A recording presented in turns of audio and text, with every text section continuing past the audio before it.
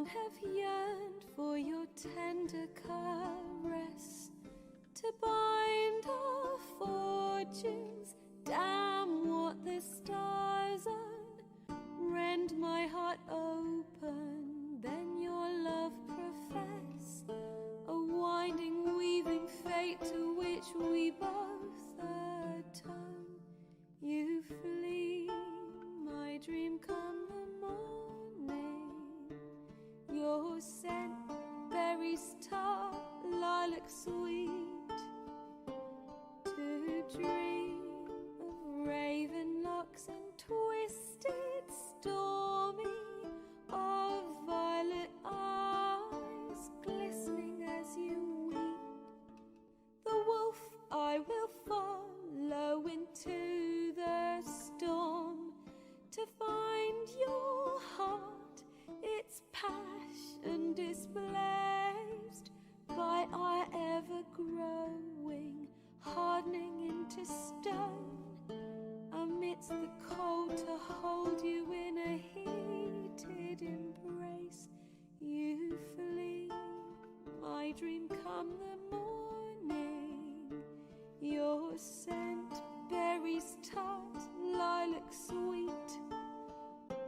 To dream of raven locks and twisted, stormy, of violet eyes glistening as you weep.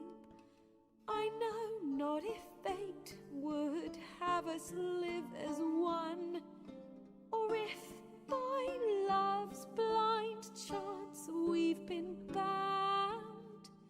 The wish I whispered when it all began, did it?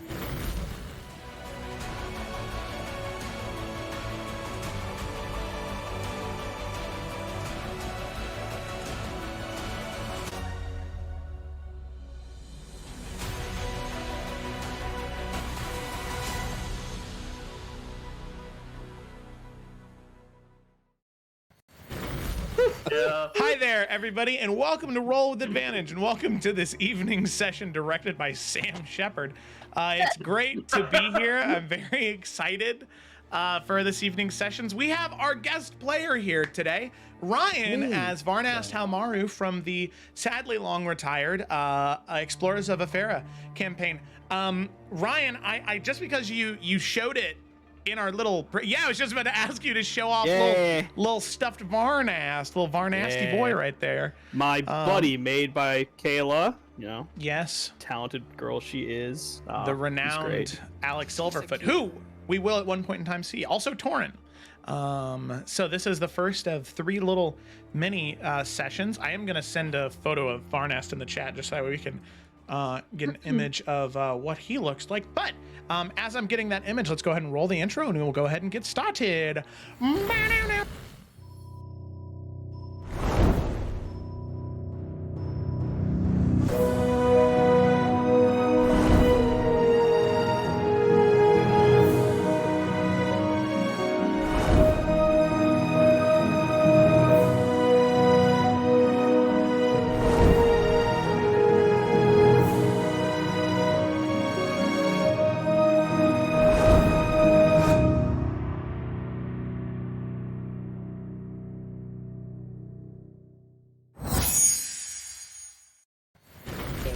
All right, we are back, and I'm not a liar. I do have the image, and I'm gonna go ahead and post that in the chat now. Boop. So that I was about to accuse you. Hopefully, So should good pop thing up you right there. said that. So yeah, we have Varnast here, just in case you missed it at the end of last session. Now, Cameron is going to be here, I assume. Maybe. We think. We suspect. He was here for about a half an hour and then he disappeared and he hasn't said anything to me yet. I'm sure he'll be here. Hopefully. Cameron was on summary today, but instead of Cameron reading summary, well, this is a once in a blue moon opportunity. I instead will summarize on a summary that definitely I wrote in preparation for this moment. Plagiarism's cute, Mark, so That's what I'm doing. You're right. Not by an AI. That's If there's one thing you take away from our channel is plagiarize. Plagiarized. Yep. Academia slay. Except for us. Right. Yeah, don't plagiarize us. All right. So with that, we'll go ahead and dive into tonight's session, unless Cameron wants to join now.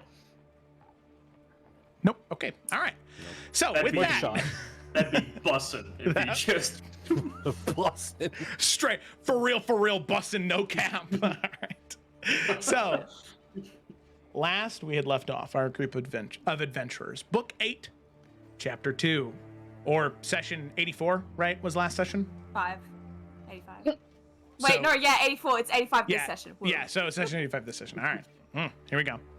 I know At her this. war table, Liliana showed the party a map of the area along with troops, landmarks, and 6 flagged objectives that the party could pursue to aid the city. The objectives varied widely from gathering resources, amassing more troops, and unlocking potential magical secrets. They could accomplish these objectives as their additional allies arrived in the city, eventually having a strong enough base of operations to go after Damara's Keep. They were informed of a more urgent quest in the time being, however.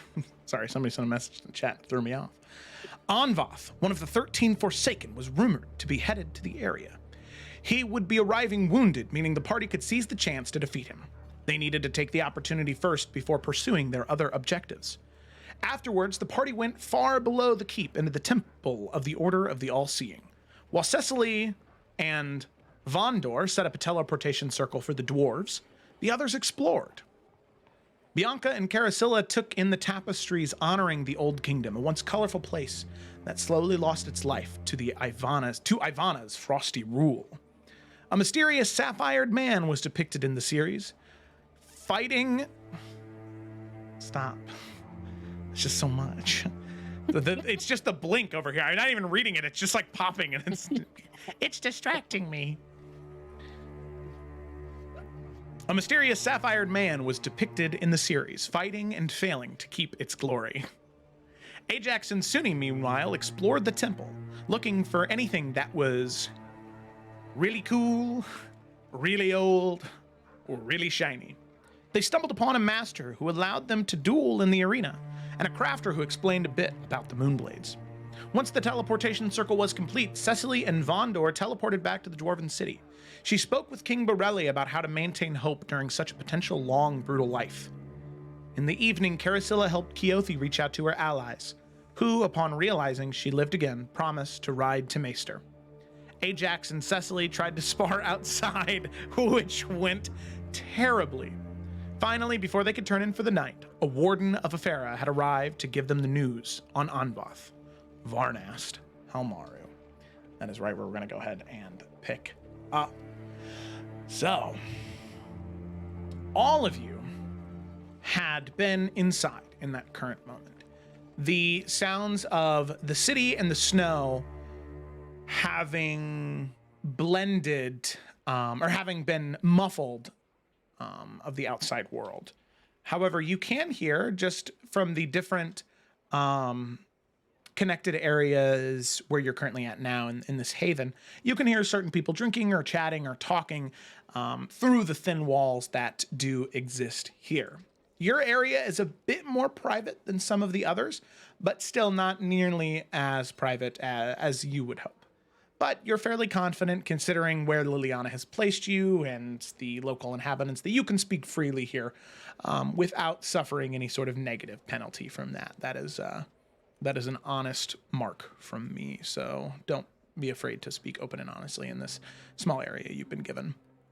So, with that, as Varnast enters, you can see Lord Commander Liliana Brighton. She looked towards all of you, and she nods and says, "So, as I have already informed Varnast, it is incredibly dangerous to begin traveling at night. So what I would recommend all of you do is come up with a plan for how you wish to approach this, and we will give you the necessary supplies in the morning, and you can head out then. The thing all of you need to keep in mind, though, is we only have enough supplies to give you that will allow you to be out in the wilderness for 2 nights.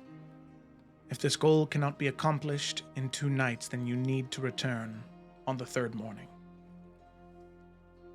if it hasn't already been incredibly clear to all of you in your time here so far, the evening winds are incredibly dangerous, and leaving the city of Maester itself at night is almost always a death sentence.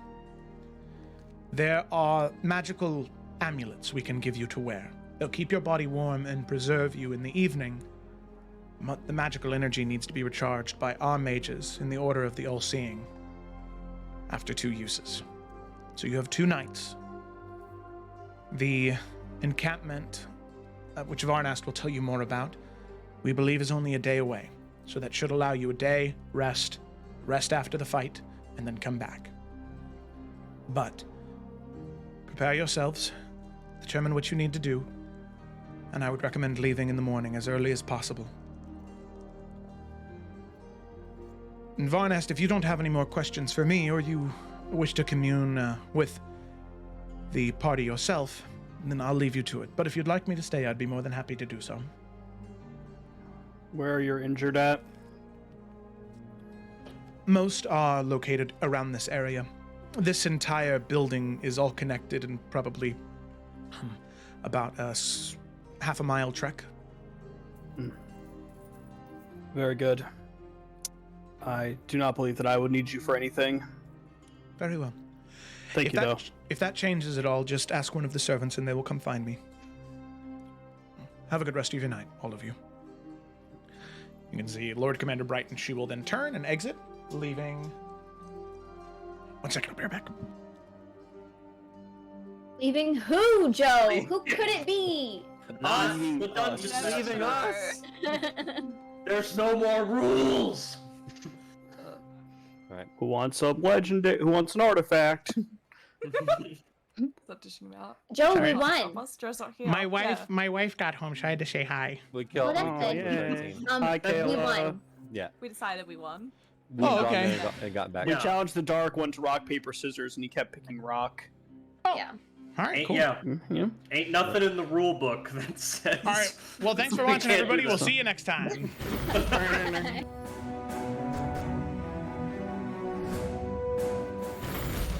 Just kidding. Ha ha ha. I went to the outro screen. All right. So, Oh. Oh man. so That was she expected. turns and leaves, leaving you, Varnast, alone with a group of individuals that you have only heard tell about. Some of them look familiar with the descriptions you've received. Others Not so do much. not match the descriptions. So with that, Varnast, the door is shut behind you. You are in a warm interior, and a group of adventurers lay in front of you. I'd say Varnast would kind of just like take a minute and he'd kind of like walk forward a little bit. He'd kind of just slowly kind of look around at everyone, just kind of sizing them up a little bit as he kind of just like takes it in. Some of them he kind of has a knowing look, some not quite so much. And in this time while he's kind of looking at everyone, I would say that each of you guys would kind of notice different things about him. And I actually have some pre-typed up messages that instead of me monologuing for like 5 minutes, I'm just going to tell you what you each see. So give me a quick second to hit enter on all those. So Juicy. special. Spicy, juicy, fancy. And I I wrote them got kind a of quickly. message. I wrote them kind of quickly, so if anything's misspelled or doesn't make sense, please just message me and I will clarify. But yeah, I think finally he would kind of like look around and he would look over to Ajax, he'd look over at Carasilla, and he'd kind of look her up and down for a moment, and then just kind of look at her. Nice hat. Nice hat yourself. Alright, so Flick of approval. so we have Bianca, Yes. Cecily, Suni, Yep. and you. Sorry, wasn't expecting that. And I'm afraid I don't know who you are, my dear. Just looking over to Carasilla. Aristotelski.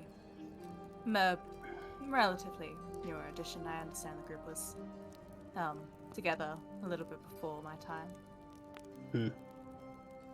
And turning over to Ajax, that must make you a Shima, the halfling monk.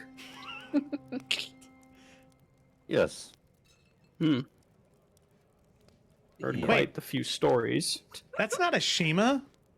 No. Remember, he grew a little Right. bit when we went back in time. I was trying to make a joke. As was Oh. I. Okay, got it. Ajax, Sorry, my bad. I'll be quiet for okay. the rest of the time. you're fine. I'm not very good at Ajax. delivering jokes. I probably could have done better, so don't I'm worry trying. about it. Well, nice to meet you, Ajax, Carasilla, all of you. Yeah, nice to meet you as well. We've heard about the wardens, and honestly, I'm really honored that you want our help. I think we all need each other's help right now. I think there's too many people who don't realize how much help we're in need of right now. So, those of us that are in this need to stick together. And he'll take a seat near the fire since he was just outside and was traveling all the way up to this point. Now, I have information, but if there's any questions, anything you'd like to ask about the state of things, we can do that now or later. Just let me know what you'd prefer. I mean, I guess since we have to leave pretty early in the morning, I personally would like to know as much as we can now so we have time to think about it. And you guys had base on Voth, you kind of know what we're getting into, right? Yes, let me quickly tell you what's been going on. So, as I'm sure you all were aware, the state of Afera was not a good one. We can leave it at that. We were pursuing Korvok, the leader of the enemy forces, in that part of the world. As we got closer to him, we faced Korvok, Anvoth, and Morchella, another of the Forsaken. We fought all of them, but in the battle I was able to wound Anvoth and damage the mask that held his power. Do you know anything about Anvoth at all, minus the fact that he is a Forsaken? That he can create very powerful illusion. True statement, but also an understatement. He's a djinn. Oh, Yes, he's part humanoid, part elemental. The magic that he carries is some of the most potent I've ever seen, with illusions unlike any power I've witnessed before. We were able to fight him in Morchella, and I was able to wound him. He and Morchella fled, and Korvok went a different way. We could have pursued the Forsaken, but we thought restabilizing Afera and routing most of the enemy forces there was the higher priority, so we pursued Korvok. And at that, he'll kind of take that fur kind of poncho I was talking about, and he'll kind of like throw it over his shoulder. He's not with us anymore. good to hear. We have reason to believe that Morchella fled to Iverion along with a figure known as Father Parido, if you're familiar with him. Him we know. Yes. Is Ajax? Actually, you know what? Considering your time in the Children of the Flame, yeah, you would be familiar with Father Parido. He would have been an individual who is actually a fairly prevalent, general, warrior of light who forsake those holy vows and swore to darkness instead. Which now, to you, that kind of makes sense. Like, oh, that's the Dark One. Oh, he's a Forsaken. Oh, shit. Hit. I think in that moment, Ajax hearing Bianca say that they know of him, kind of look over like, okay, another thing that I'm now picking up on. Very cool. I told you we couldn't fill you in everything. Yeah, I'm a couple bullets too familiar with him myself. Regardless, we found the three of them were working together in Afera. Parido left before the battle started. We found various documentations believing that Morchella and Parido would return to Iverion should things not go well. Anvoth, however, is a local to this area. So, I believe that he would return here. As we were traveling, I split up from the rest of the wardens wanting to pursue him once I heard you all were in the area. I figured this was something we could all agree to work on together. I know of a mansion that I believe he'll be staying in. Have any of you the ability to scry?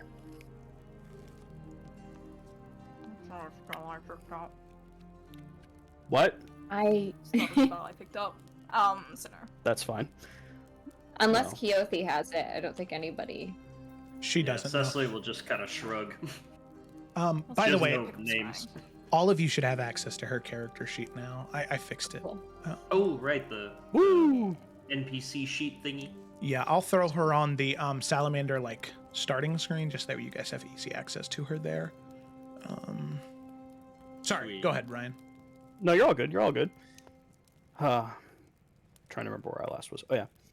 Well, should you have allies who can or ever gain the ability, I would caution against you from scrying on the Forsaken. On my way here, I learned that it's a rather two-way window. It wasn't long before I was able to scry on Onvoth that dark friends were beset upon me. They're also no longer with us, but it was a fight. So That is I would interesting only to know. do it in the greatest of need. Just to be But- clear, you dealt with 2 or 3 Forsaken and the leader of an entire army at the same time, and you're alive? Well, the Forsaken got away. Well, still, I mean, thank fuck. I'm tired of feeling like we're the most capable people around here. Well, yes, in summary, that is what happened.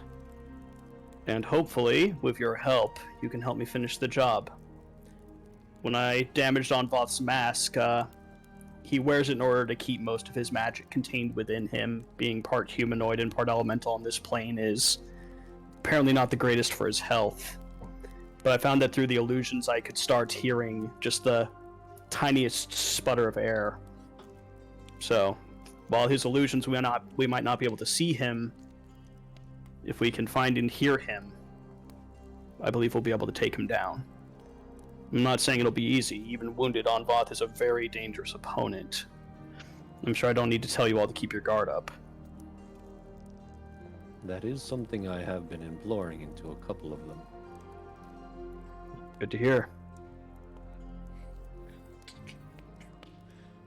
So just to clarify on a rules basis, just so all of you can mentally prepare, seeing through Onvoth's illusions, whether it be his physical manifestation, the way that he disguises himself, or the masterful like region spanning illusions that he's capable of, you can either attempt to make a wisdom or intelligence saving throw, either or, it's your choice, whichever's higher. Or if you're trying to intentionally see through something, let's just say you are in combat and you don't believe that something is real, you can either make a perception or investigation check to try and see through it. Because it's either seeing the difference between where the air would be whizzing out of the mask or hearing it. So intelligence or wisdom, either one can be used. Just keep in mind that because either one can be used, it probably means that Onvoth's illusions are very difficult to see through. There's also a question regarding, I think, what we heard about him last session. Is he just illusions, or is he charming as well? Charming. Oh, he's charming. He is rather dashing. Is he good? Why else would he hide is his it face just- in a mask? You know? Because I know there was a whole thing about like him basically drawing people to their own insanity and all that shit. So was that just fire illusions, or? It was via illusions. He is able to damage the same way that most potent spellcasters are, but a lot of his damage is based off of you believing things that aren't there. Like- too awkward in that phone call. Sorry. So Anyway. Like that. I believe that was. Who's there? he's here with us. No, so so like just as an example, right? If he were to conjure an illusion that made you believe that you were in a rocky volcanic cave and you were to fall into a vat of lava that wasn't actually there, it would deal psychic damage to you as opposed to fire, but it would be the same amount of psychic damage as the lava. Yeah. Yeah. Oof. That's fucking cool. Yeah. I'm just Imagine gonna say that now until it's very not cool later. It's cool until you Yeah. start dying from it. Exactly. That's alright. Imagine some Ajax gets hit by something that's supposed to do like an elemental damage, but instead it does bludgeoning. And he's like, "Wait, this is an illusion." That didn't work that bad. That's Cecily, like his whole thing. Yeah. Good job, Ajax. Cecily will kind of turn to Varnast as once he's done kind of explaining all that. At the risk of sounding dumb, how would one who's not very smart figure out what's an illusion and what's not? Do you have any advice on that? I would assume that if we are cornering him, he will be relying on his most potent illusion, so assume everything is an illusion. Okay. Guilty until proven innocent. That's kind of just how I operate, so that's fine. For the record, you are very smart. Only in the streets, Ajax.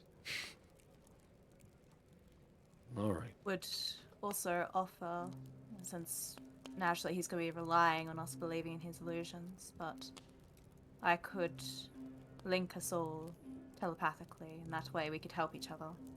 One person's able to see through something, let the others know, and Unvarth would be none the wiser.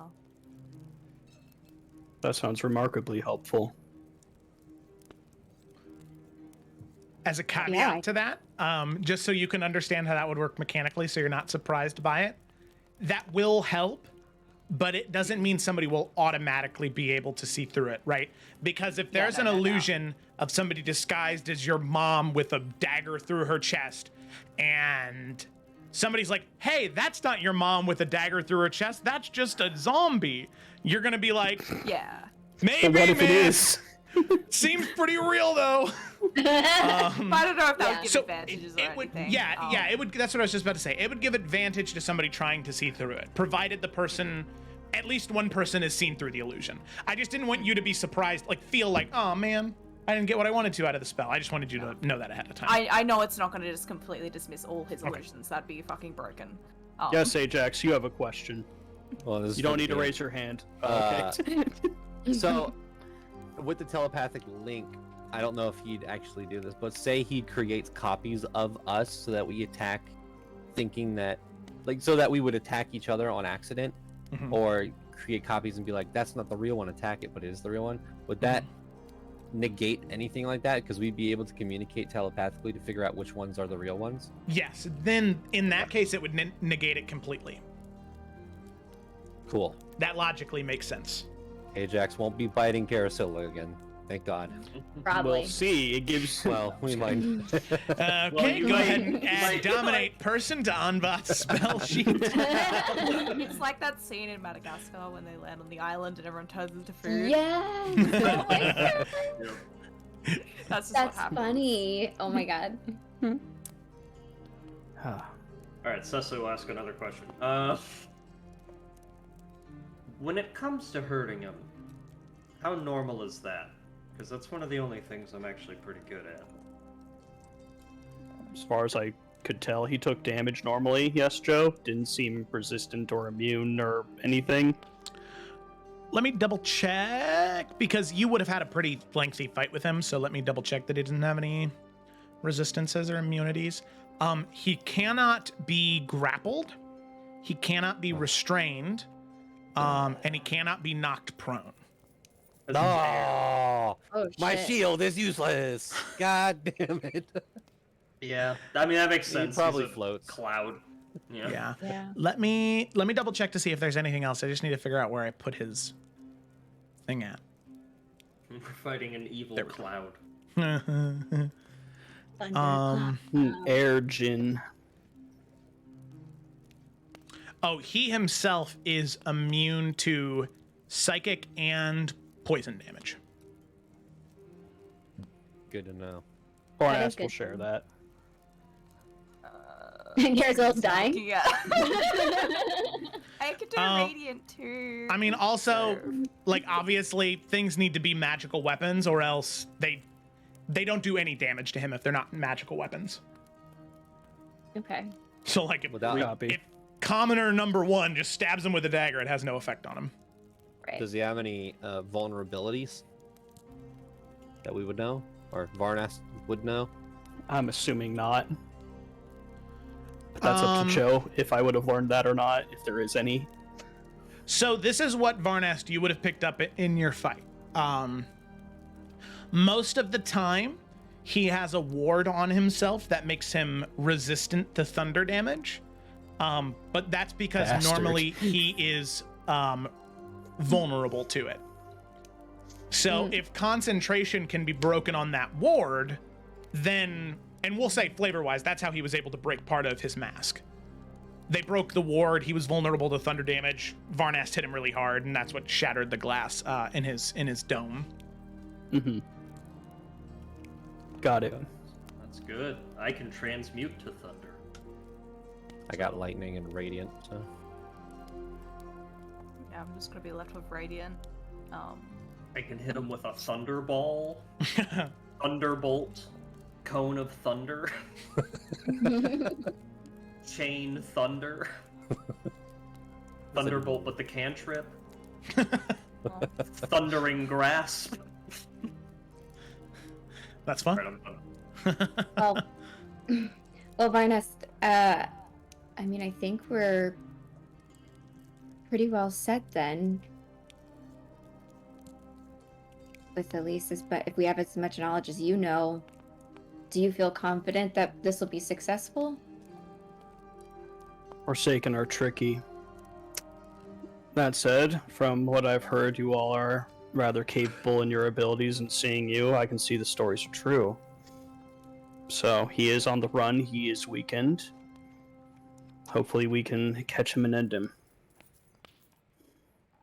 Yeah, Did I do you, think this is the right time to strike. Just a question. Did you hear that we killed Wicker? Because we'll take credit for that if you did. Did I hear that? You haven't heard anything about Wicker in a while, so you thought maybe he was just scheming, but maybe not. Is Wicker Well, actually dead? we don't know. Think We it's saw- likely the person that seemed to have killed him may have hopefully known enough that balefire is needed to keep him permanently dead.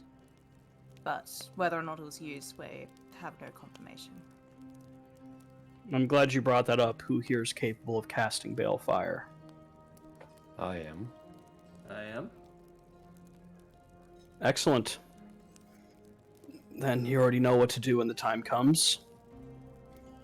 Are you Varnast? I am not. All right. Good to know. One other bit of information that you might want to know is that recently we know that Merca is somewhere around as well, correct? She's been lurking. Yes. He was near Paired. Well, let's hope she and Anvoth are not at the same camp. Or this just became much more difficult. Agreed.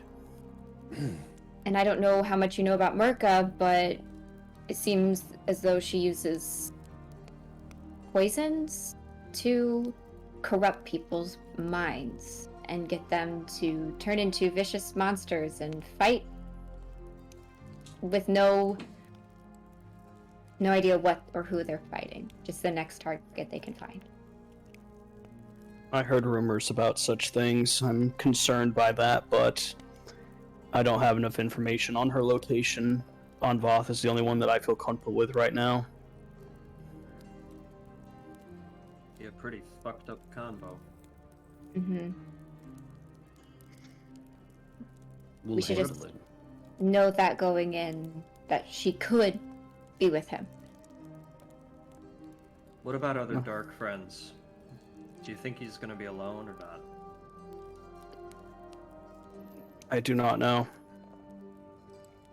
I'm going to go in assuming that he has plenty of friends in there. You said that you scryed on Anvath, correct? I did. Are you able to tell if someone is scrying on you? I don't think Varnast has that capability.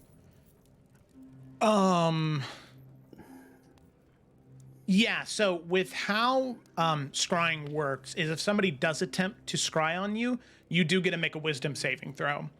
And if you fail, then they can scry on you freely and you don't know, but if you succeed, then you can either deny them or you do know that somebody's scrying on you. Pretty sure. Yeah, like you can like let it happen and Be like, look in the camera and be like, I see you, bitch. yeah. What's up? Or you could be like, yes, we are going to protect the mayor tomorrow. Yay! As We're soon gonna as it's over, surrender. Yeah. How far is the camp that we're going to from here? About a day by foot. I think it would be in our best interest to all be on our guard and as well go in preparing that we might be fighting two rather than one. We prepare for two. One should be easier, right? A nice thought. So, and Varnas, I don't have many supplies since we've been traveling around quite a bit, and I would hate to take more than what's needed from the people here. I do have an alchemist kit where I could make some healing potions, but I don't know if I have enough supplies. Do you happen to carry any of that on you? I know you're a healer, so... Yeah, I don't. Let me actually check Varnast's character sheet. Does he have any healing potions on him? No. Yeah. Whenever we buy potions in our group, I always insist I get them last, as I'm capable of healing myself well. No, that's fair. I just didn't know if you also had any supplies that I could add to maybe make a few more. And I don't know if I have supplies technically to even make any, but yeah. I don't know where else we would get them at this point, though. So. You could always ask the Dryad before you leave to see if there's anything she could give you. That's what we'll do, because then she can make them on the way. I will do that. Also, just as a quick clarifying, I realized that I never went over what Keothi's features were, and considering you mayhaps get into some combat, want to make sure that you're aware of that. So she does have spells that she can cast. She has one level of each spell that she can cast, and then at will she has 3 cantrips. She has Light, Spare the Dying, and Thaumaturgy, and then of her leveled spells, she has Banishment, Command, Dispel Magic at 3rd level, Hold Person, Lesser Restoration, Revivify, Sunbeam, and Legend Lore. Those are the spells that she has access to. All of those take an action to cast, or you can instead use her action to multi-attack, where she can use her Corpse Slayer Maul, which is it's just a regular +1 Corpse Slayer Maul. And then she also has a feature called Divine Shield, which recharges on a 4, 5, or 6. So there's a 50-50 chance for it to recharge. So Keothi targets one ally she can see within 60 feet. Until the start of Keothi's next turn, the ally has one of the following effects. Advantage on the next saving throw. Resistance to one type of damage. 15 temporary HP. +2 to AC that goes away when they're hit. Disadvantage on the next attack against them, or counters power word kill even if the ally is below 100 HP. Oh, she learned that in Purgatory. Yeah, she did. Yeah, it's a little funny. Now remember, that is only until the beginning of her next turn. So there's like a 6-second buffer for any of those, and then they go away. Mm-hmm. So if 15 temporary HP isn't used up, it just goes away. Right. Okay. And I'm reading the Corpse Slayer Maul does an extra D8 on undead. Nice. And then, oh yeah, she also has a bonus action. She has a healing light bonus action.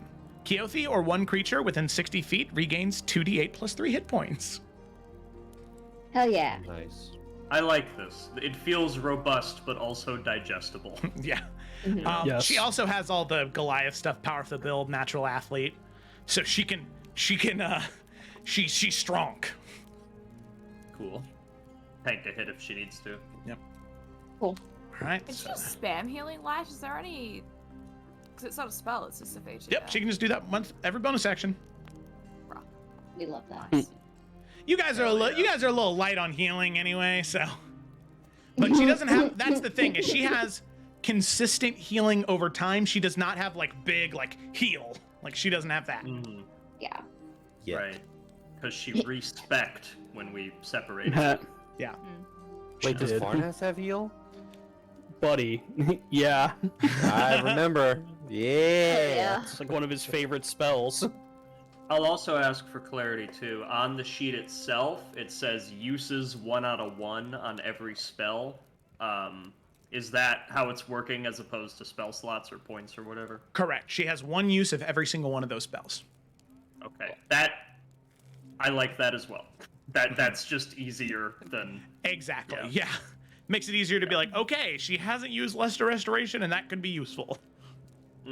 Now, keep in mind that Exactly. does take place the action, so you can't like maul attack, spell. It's maul attack, divine shield.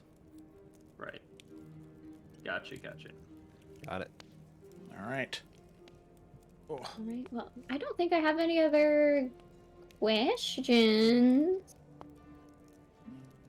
Anyone else? Because I do have some news to share if there are no more questions. No one has any sort of magical item that could help with psychic damage, do they? Well, actually, no, I don't. No.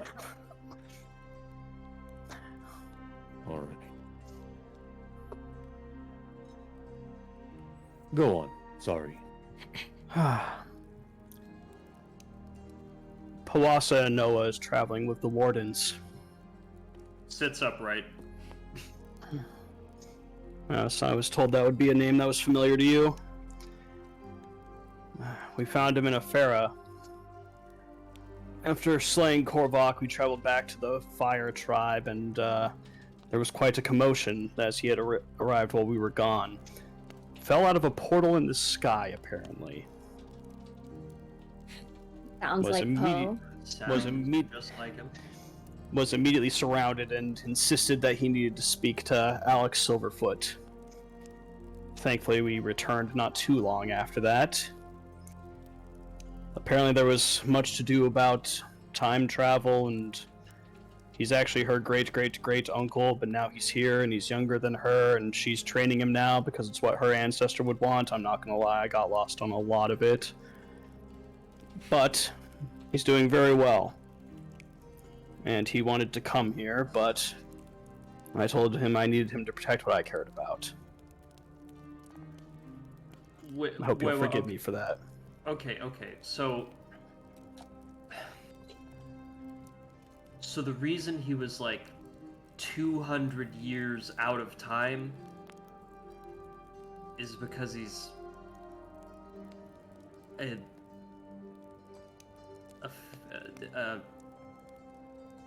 can you say that again? Simpler? What the fuck? Varnas thinks about it. No, I can't. So I mean, I Cecily- think what he's trying to say is that Poe's mom is Eliza. Poe's grandma is Eliza Silverfoot. There you Alex's great ancestor, the one who reunited all of the tribes and fought back Korvok the first time. So, somehow he got put in a time hole. Does that make more sense? Yeah. Yothi, you don't even know. I'm just trying to Oh help. no. Cecily, I think us trying to understand, we already don't understand what happened to us, let alone what's happening to Poe. That's true. Anytime I think about Brahmsgraf, I kind of shiver. Mm-hmm. And let's just be glad he's in our timeline again. That time is meaningless. Exactly. What does Did that you mean? also all go back in time at some point? Oh, Ajax. Long story. We not talked yes. about that? Hmm. Would have thought we would have Didn't- at this point. I We didn't didn't hear want it if you to. did. If you talked about it, it definitely I was not Steve. there. I have Did not I been leave? Back in not it on time. We purpose. go back No, you in can time. stay. It might be more helpful if you hear it. Yes. I doubt that, but okay. Okay, yes, Ajax, we've been like forward and backwards in time. And now we're staying still, hopefully. Hopefully.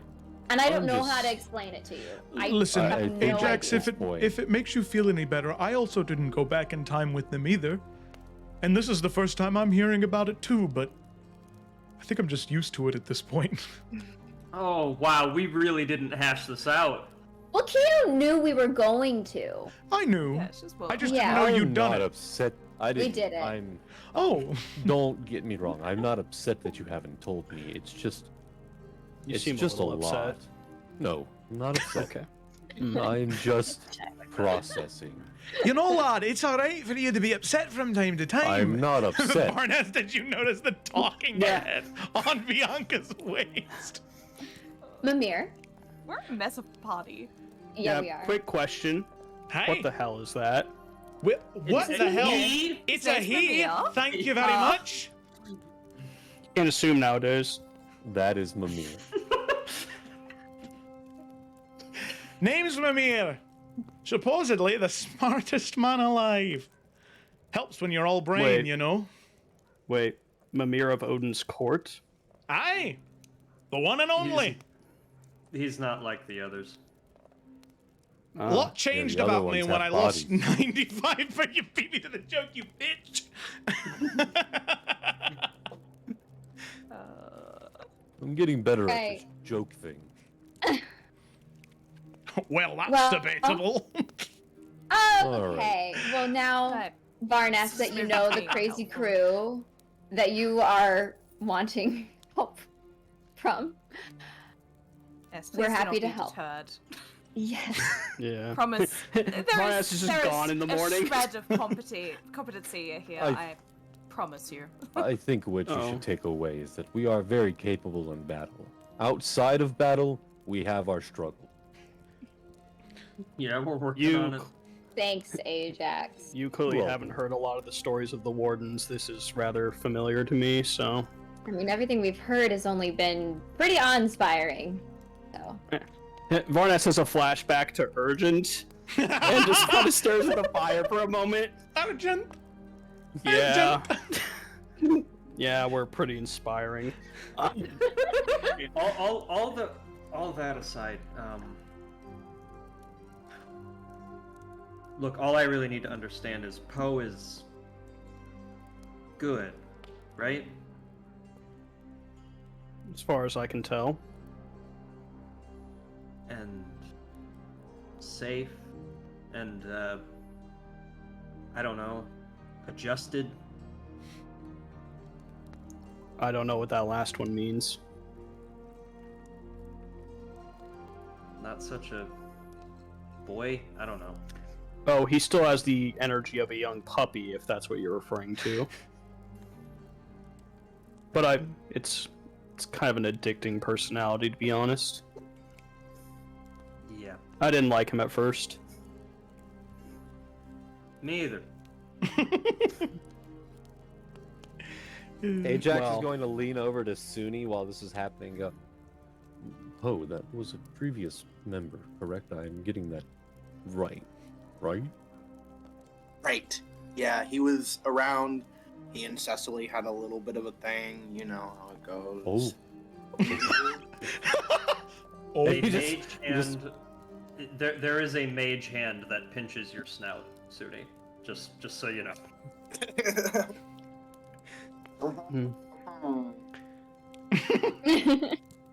Regardless, I just thought you should know.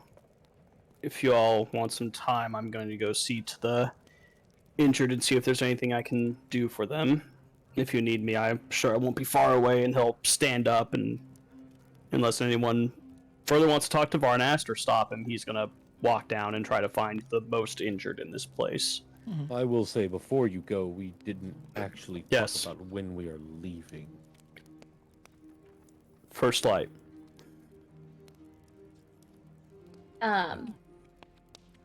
Yeah, Bianca will follow him out and say, actually, do you mind if I can just join you? And I would love to have a conversation.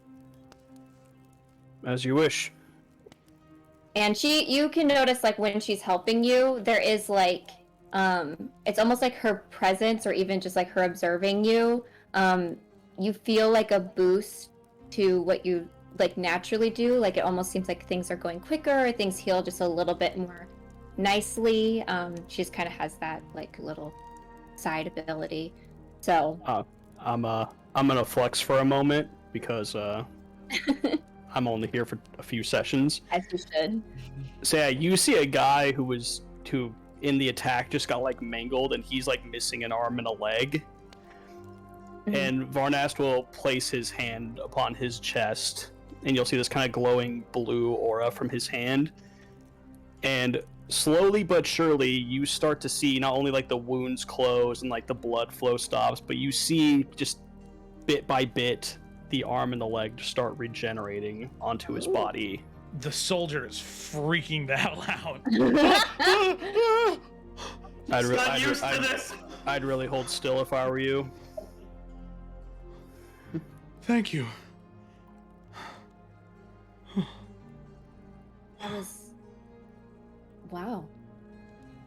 What a gift. It is. So, are you going to ask your question? Yes, sorry, I was just... I've never seen anything like that before. I'm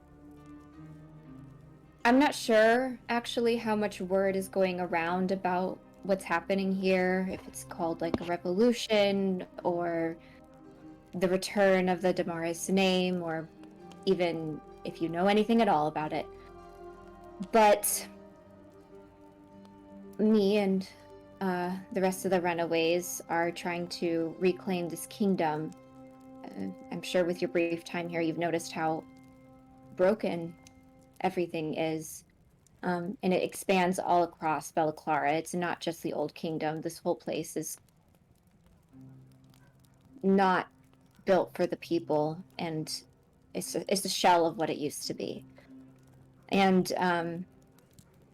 my grandmother, my direct grandmother, she was the cause of that.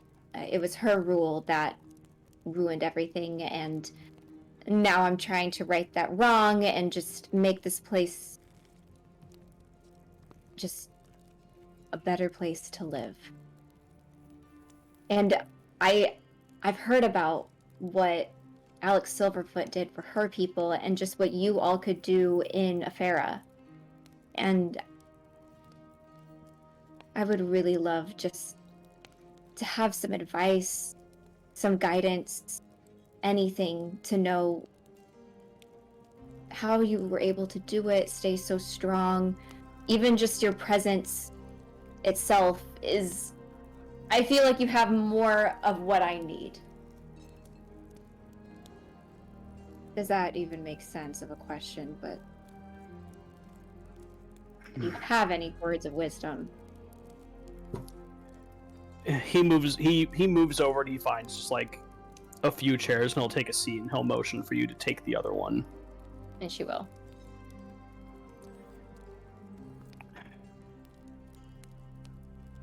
Alec was the chief and the leader of Afera, was not me. I'm not going to undermine what I did or underplay it, but in terms of uniting the people, that was far more her than me. I can give you my honest insight, but I'll also remind you that Afera is not here. The challenges and the problems that they face are different.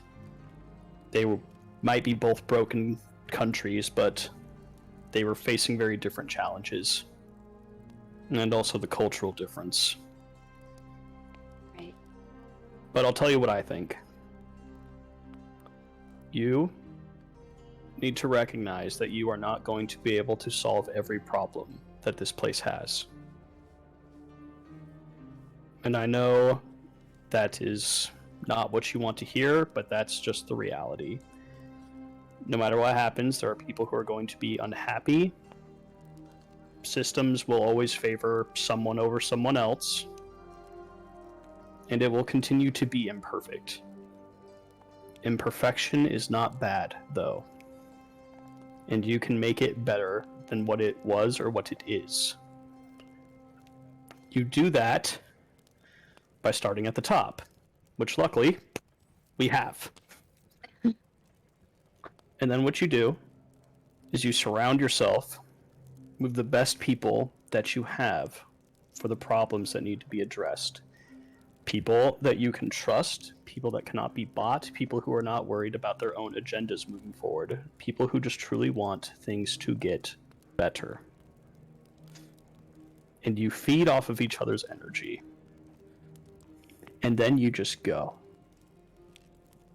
And every time those people beneath you need to assign tasks, hopefully they will pick the same people. People who are determined, people who want to see the best from this land for as many as they can make it. And you're going to go, and you're going to stumble, and you're going to fall on your face, and there are going to be days where you just want to smash the wall because it's so frustrating that you can't do more. But you don't quit. Because it might not be today, Bianca, it might not be tomorrow, it might not even be in your lifetime. But you can pave the way for someone else. Don't carry the weight of this entire place on your shoulders. It will crush you. And that is not besmirching your character or your capabilities, and if you take it as such, I apologize. That is not the intent. But it's hard. And it's going to be hard. And if you recognize that and surround yourself with people who can carry a little bit of the weight for you, it'll be easier. And you can keep going one day at a time. And maybe one day you'll look out and you won't even remember what it used to be like. Or maybe your successor will. Or maybe theirs. But just get started. And don't give up. Don't lose sight on what you want.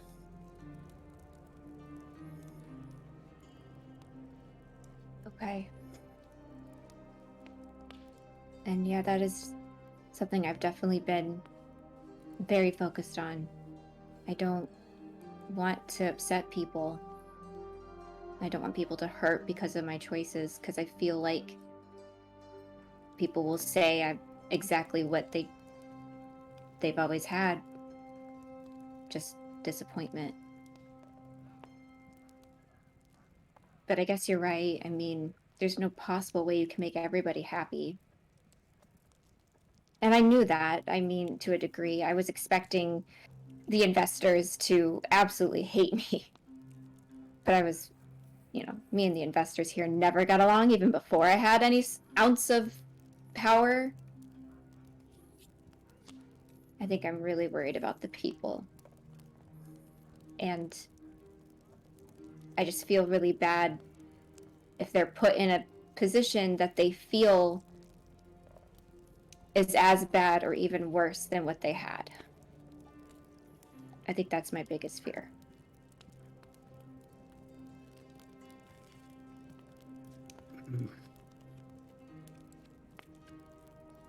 You can't control what other people feel. You can do everything you can, but at the end of the day, The way that someone responds is their choice alone. You cannot compel them to like what you're going to do. I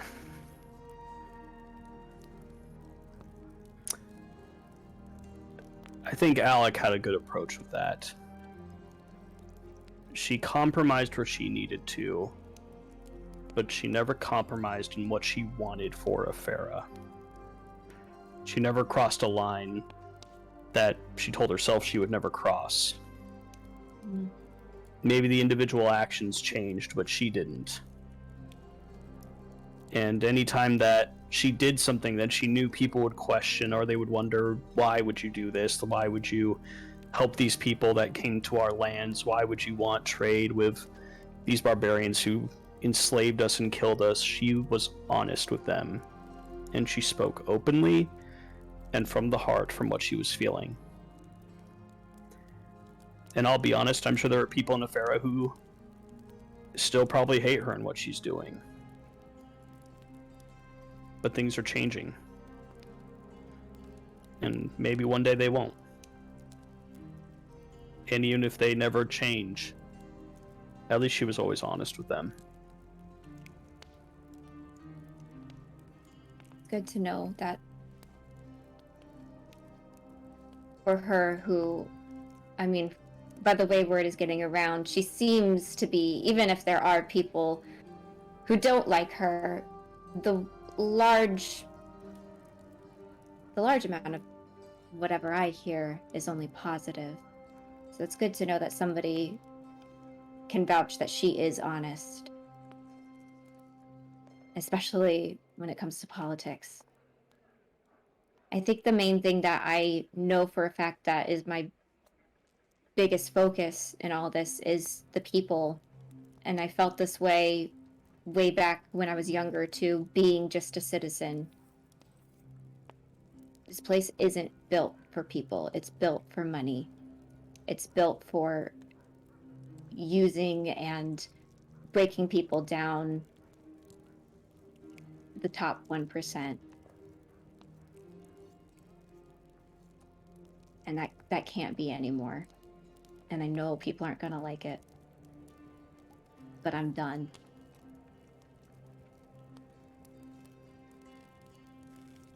Then don't let it stop you. When those kind of people get angry, it means you're doing something right. Thank you. It's nice talking to what I would consider a legend and feeling like they're a person. We're all just people, Bianca.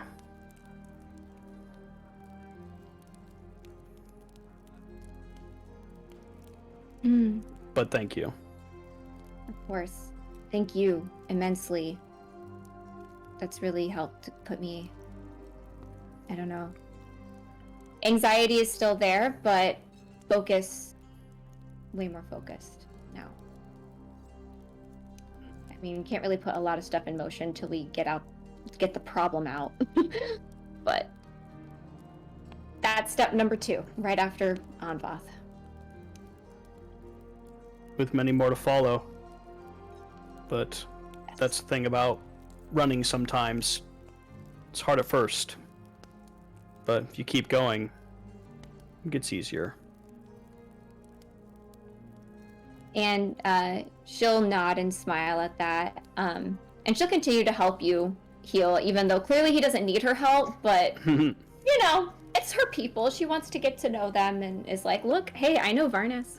The guy that healed you, I know him. Gotta use that celebrity bandwagon while you can. Exactly. Yeah. This is what is that called? A collab on YouTube. Hey everybody, what's up? So today, we got the squad stream going. Exactly. Okay, so the two of you head deep into the night until you reach that point where you need to go to bed and be able to get the full rest. Doing what you can to help the wounded soldiers or frostbitten citizens of Maester, the best of your ability. So all of you collectively eventually head to sleep after Varnast and Bianca do what they need to do. Was there anybody else that wanted to have any questions that night before you headed out onto the road in the morning? I'll had- chat on the road. Oh. Okay, chat on the road. Yeah. What'd you say, I Cameron? didn't hear what Cameron said. Yeah. Are we? I'm sorry. Were you asking if there's anything at all to do before the end of the night, or anything specifically to ask, like of Varnas right now? Is that the question? No, just anything at all. Okay. I would like to take 10 minutes to conjure Maggie Okay. before we head out. Okay. All right. Just throwing that out there. So that evening, you do what you need to do, and you conjure your cute little lizard, foresty, fey lizard mount. For a second, I had the skunk in mind. Yeah. Same. Well, I imagine I don't know, trying to find some amount of plant life or a seed of some sort and trying growing it just little by little until it amasses into her full glory. Yeah, you can see the lizard form emerges and is incredibly happy to see you. It's been a minute. Yeah, it Feel really has. bad. There's some long forked tongue licks that come across your face Aw. as I will pluck her leafy things. as Varnash, you come into the room and you have a moment of PTSD almost, because as the creature is licking Suni's face, you hear this whoop as it licks Suni's face and is very happy to see him. Varnas just stares for a moment and then just lays down in bed, takes his hat and just puts it over his face and just goes to bed. Ajax does have one thing he wants to do before turning in. Do we all have individual rooms, or are we in a large area where we're all just in cots sleeping? So it's longhouse style, where your beds are just kind of on the side of the room, so you don't have a lot of privacy. There are private areas you could go because it's so late at night, not very many people are up. So if you wanted some privacy, it wouldn't be very hard to find. Actually, Ajax is going to look for Carasilla. You wander 5 feet and you find her. She's not very hard to locate. Cloak, Do you have Good bright. just a quick second? I can give you several seconds if you need it. It shouldn't be too long. We are going tomorrow to fight a master illusionist. And I have been remembering what you have said. And I have forgiven myself for what happened. However, I do have a favor to ask. In the fight, could you, if you can, stay away from me? I mean, theoretically, I shouldn't be near you most of the time since you're going to be in the thick of it anyways. I But thought that I'm not as going to well. stay away from you either. I don't want anyone to be falling. That includes you. Well, I appreciate that. I just don't want to And- repeat. Well, maybe it's like lightning. It can only happen once, you know? Well, I wouldn't say that. Well, either way, Let- whatever happens, if it's not to me, then it would most likely be to someone else. Can't prevent any of the bad things happening. Agreed. I will say, if it happens to anyone else, I'm big enough to at least tackle them, so... Well. Just... if that happens. Again.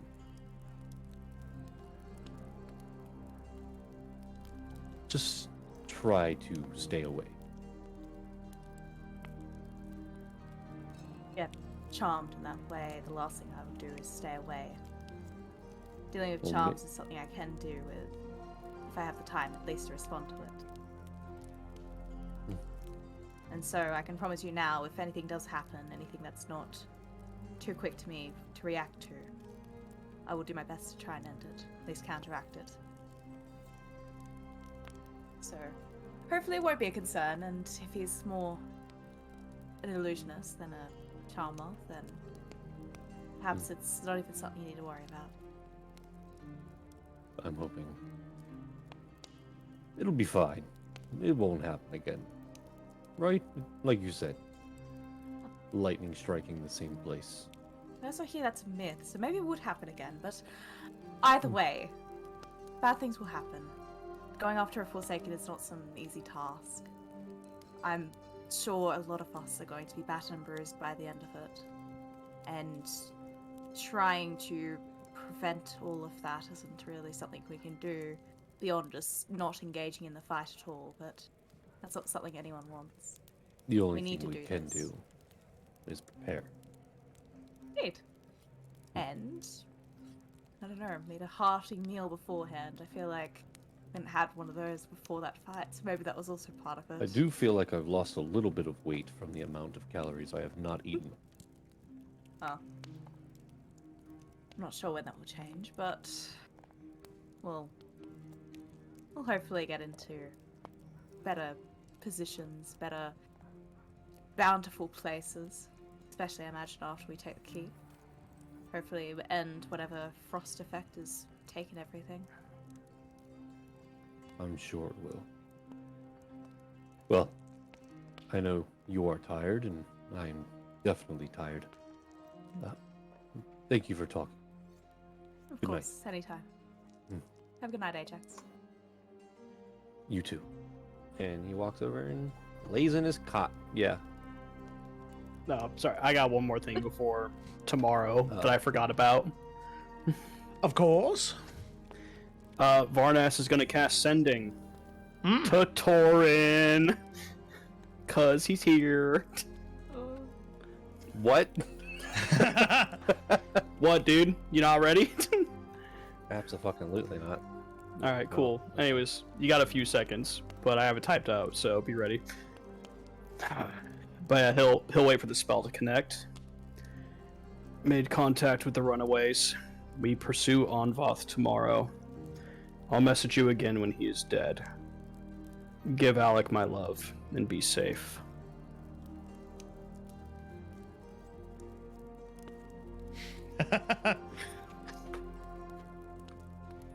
Oh, it is so good to hear from you again. We are doing great. I will let Alec know. Be safe. We always are. Talk to you later.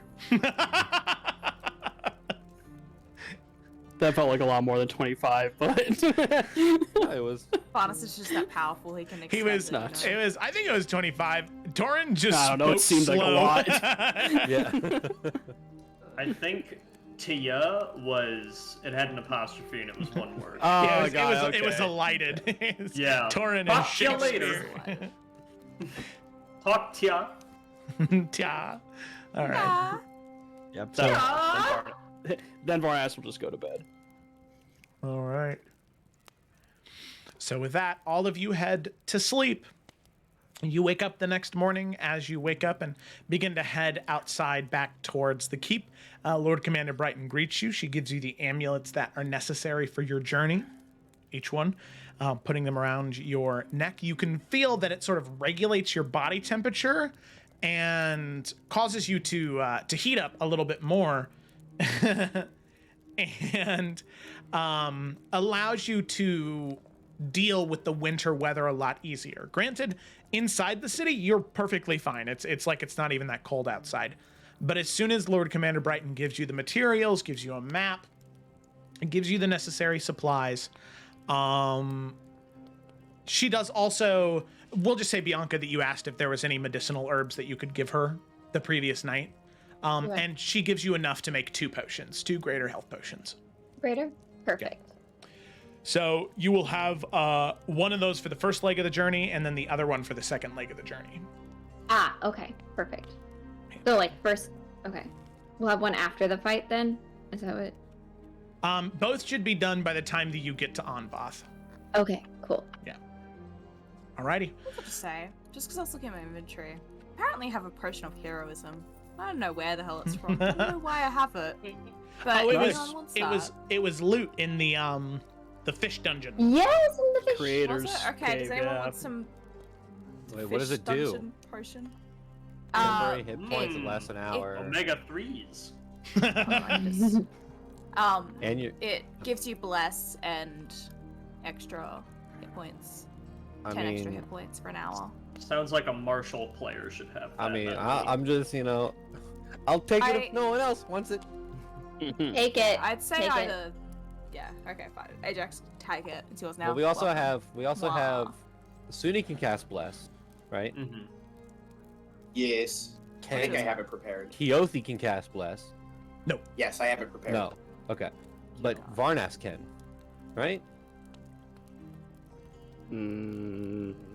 He does not have bless prepared today. Okay, well, Okay. Well, never mind. I thought we had more blesses. I was like, damn, I the whole mean- party can get we blessed. don't need a like overloaded bless anyways. But Yeah. potion of heroism is now yours, Ajax. Hmm. That in your inventory because it's not on mine anymore. I got it. All right. Oh. So, Let's go. with that, all of you exit out of the warm, fireplaced interior.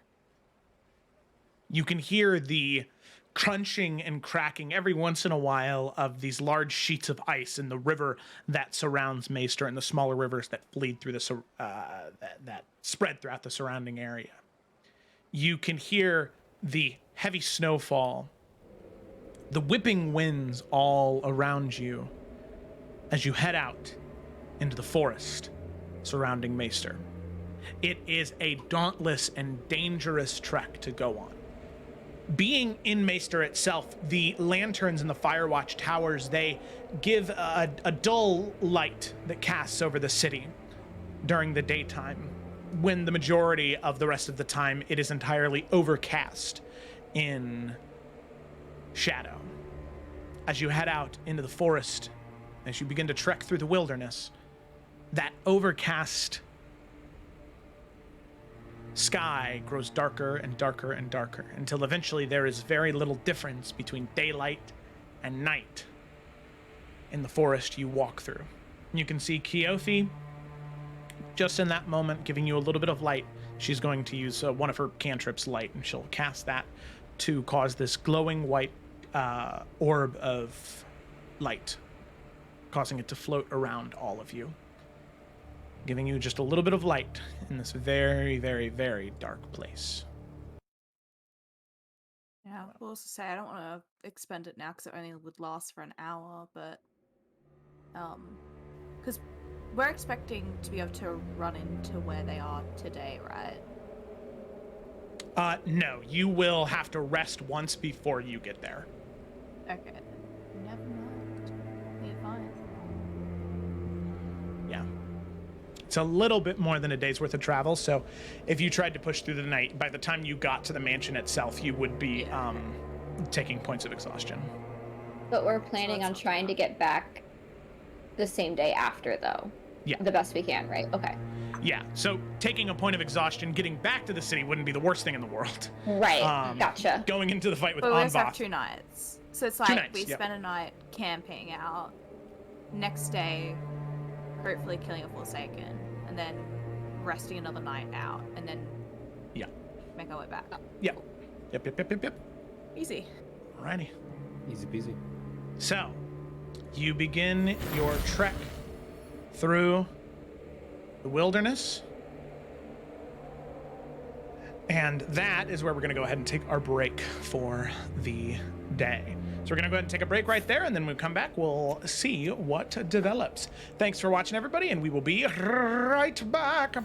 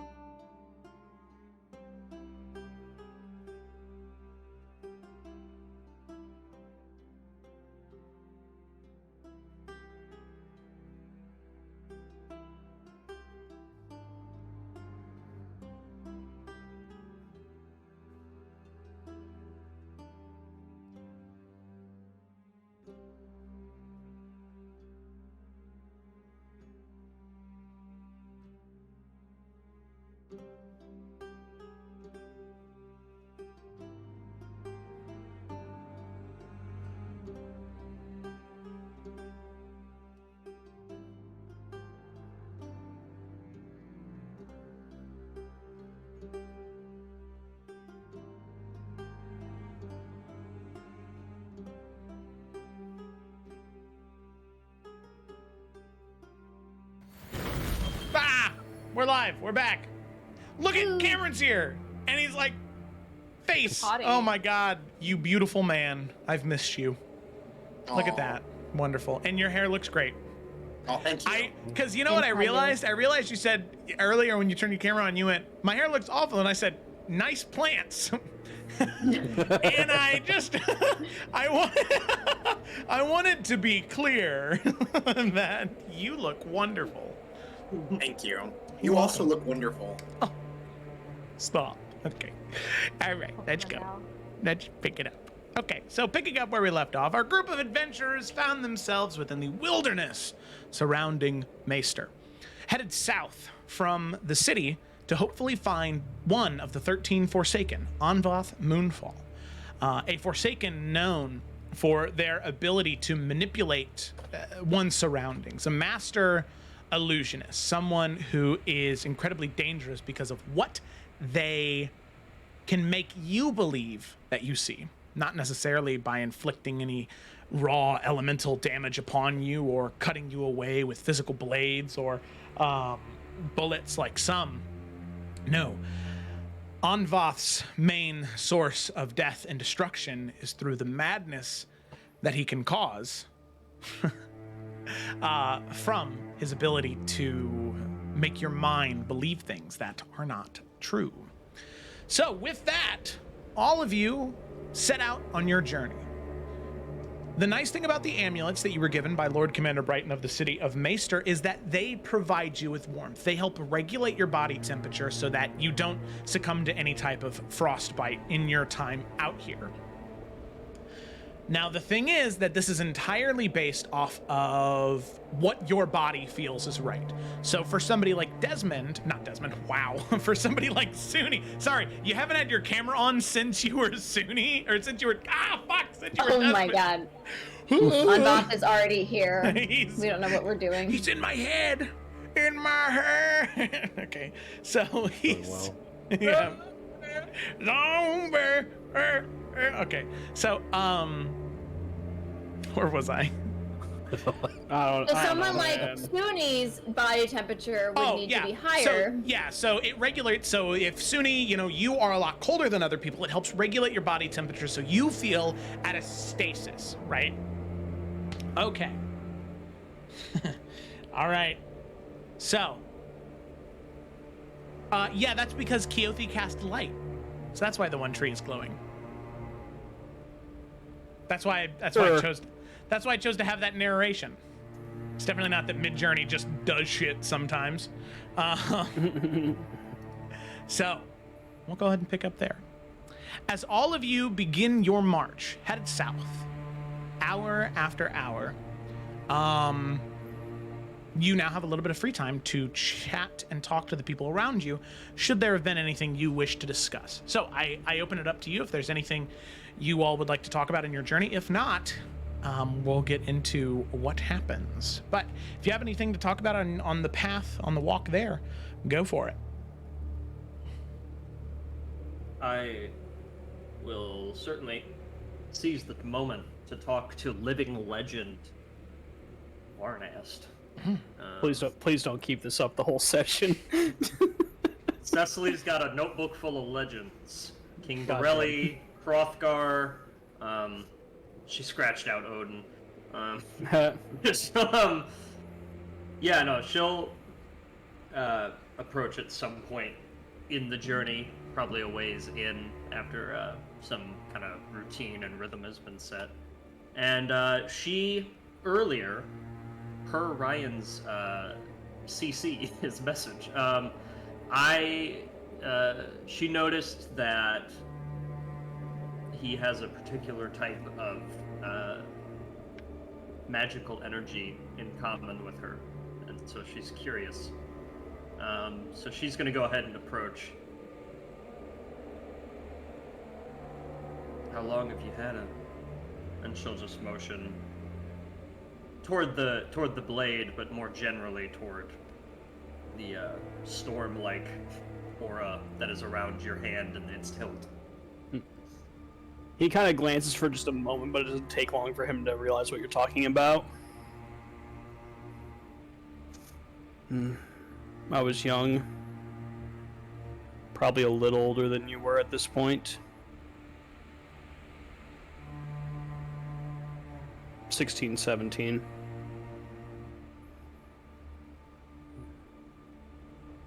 Is that normal then?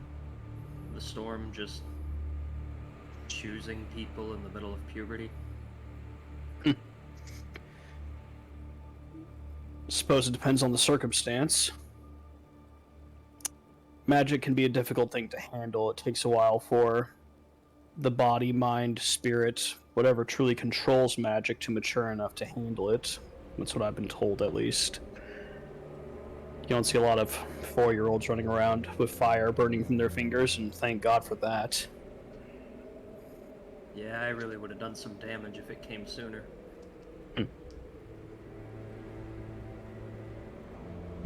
Why do you ask?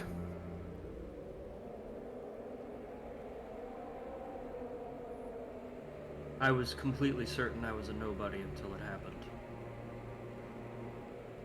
Now...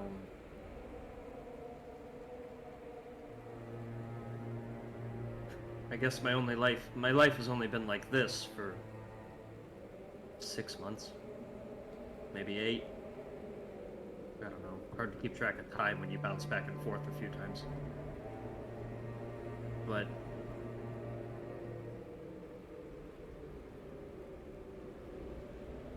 it's hard to control. I had a lot of trouble in the beginning.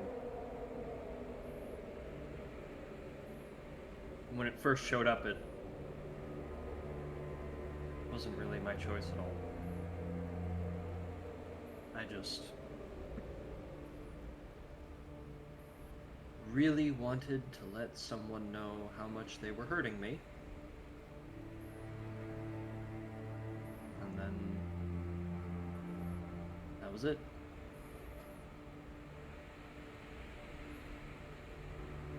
That's it. And just like that, you're here?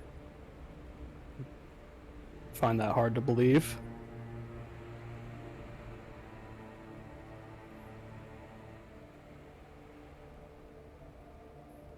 I definitely didn't feel like it was me making the choices in the beginning.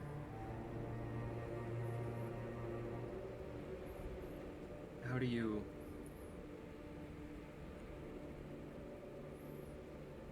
keep a hold of it?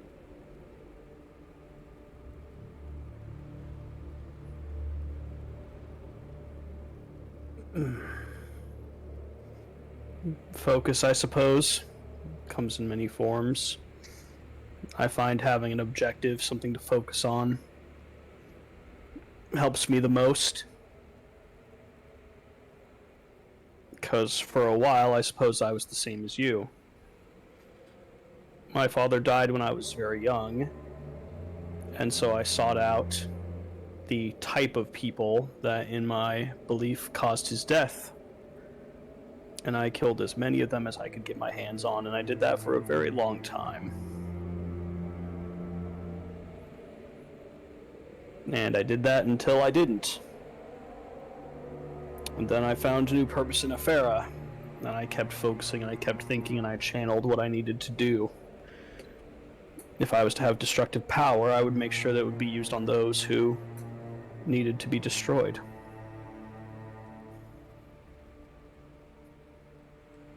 You're a healer too, though, aren't you? Yes.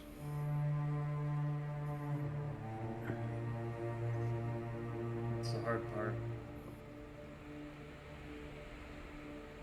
Carrying around all this guilt and trying to make it right. Trying to find the tools that aren't just destruction.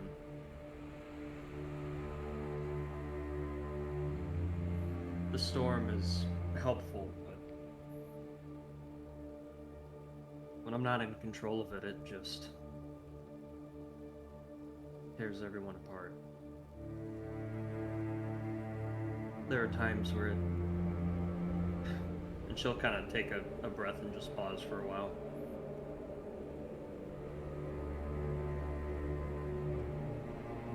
Are you ever scared of yourself? I wasn't until recently.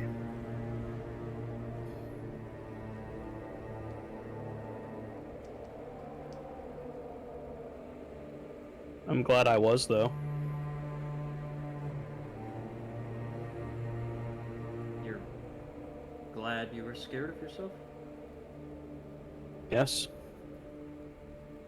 Cecily, I'm sure you're capable of wielding great destructive power. That does not mean that you use it purely to destroy, for lack of a better word. And he'll reach down and he will draw the very beautiful blade that he carries, and you see the lightning kind of cackling across it. The same sword that can strike down to the same sword that strikes down a foe can be used to block someone else's. It's a tool, Cecily.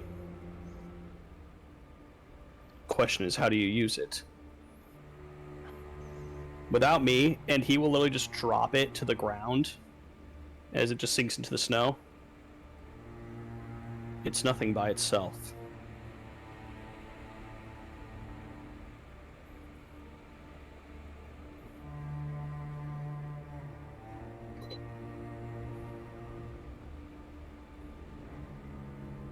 She'll kind of study you for a sec.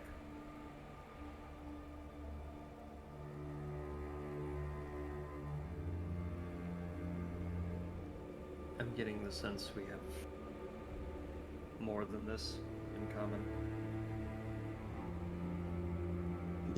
Of that, you're correct.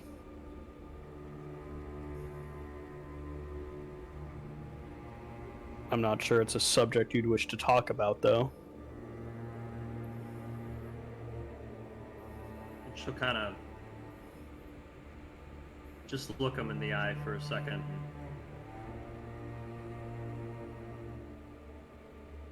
You're on your second life, aren't you?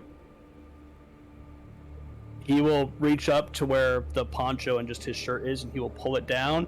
And Cecily's seen some shit in her life. There is a very nasty, deep scar across his neck that, while you're no doctor, you're like, you shouldn't be alive after that. Legend or not. Yeah, I am. Until put it back up.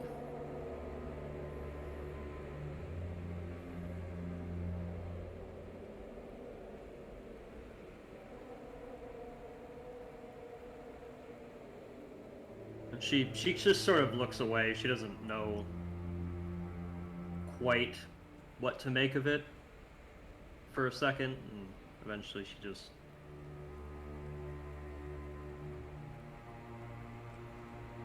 Well, I guess there's really nothing to say then.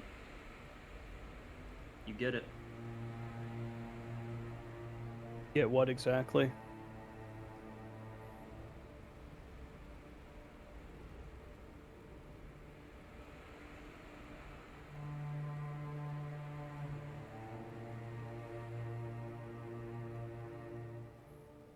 Thinking about every day as a gift. Thinking about everything you got wrong in the first one. Realizing if it's something that's gonna go away so fast the second time, you don't want to waste any of it.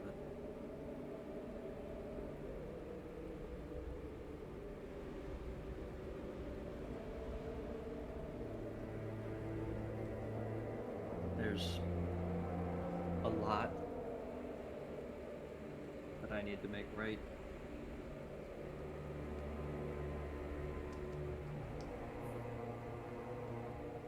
Are you here doing all of this out of guilt?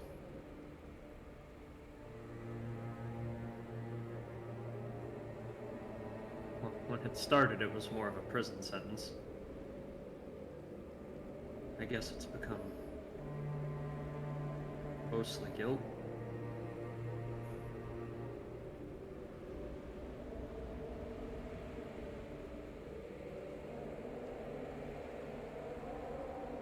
Guilt is not a good reason to fight, Cecily.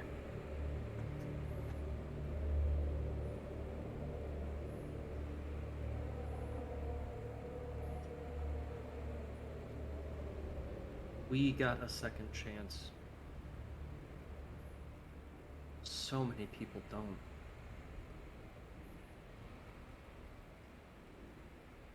How am I supposed to feel like I deserved it? I mean, don't get me wrong, I like it.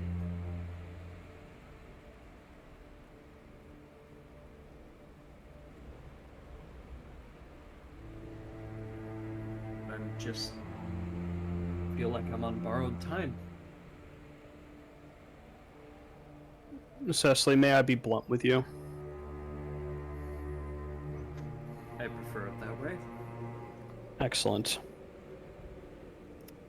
In my opinion, you're looking at this the wrong way. Your mistake is assuming that only people like us get second chances. People have chances and opportunities every day to change how they live and who they are. My death was not what caused me to be afraid of myself.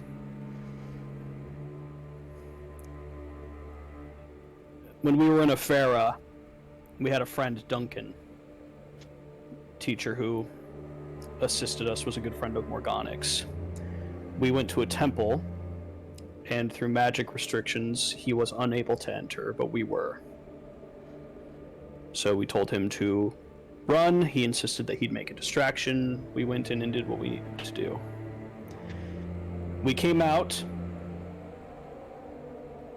Joe, it was like 3 months later, something like that. I don't remember how long it was. You're right. It was 3 months.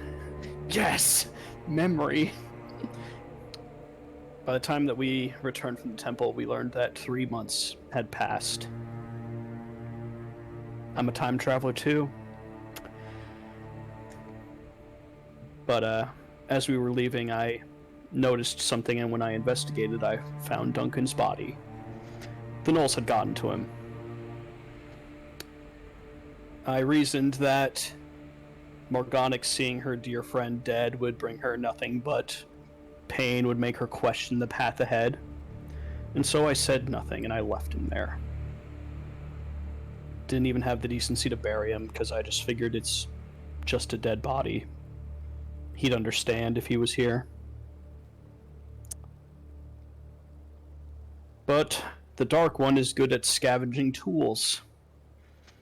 He took Duncan and he brought him back and twisted his mind and heart to his dark purposes.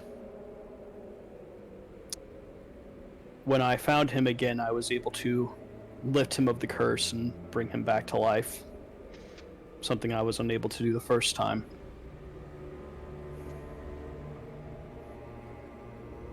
That moment changed me. And I realized that the tools that I had, first and second life up to that point, I had been using to slay and destroy evil. Because I thought, by default, the less evil in the world, the more good there is. And with Duncan, I realized that I had been so caught up with destroying evil that I had forgotten to save good. It was a hard lesson, and I did not like looking at myself when I realized that I had failed such a simple concept.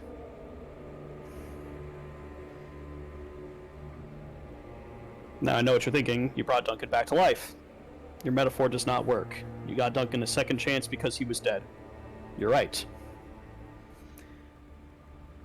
But I've also recognized that the enemies I have felled, the reasons that I fight, there are people that are alive because I changed, not in some grandiose way because I made some sacrifice, because I repaid a debt, but because I changed here.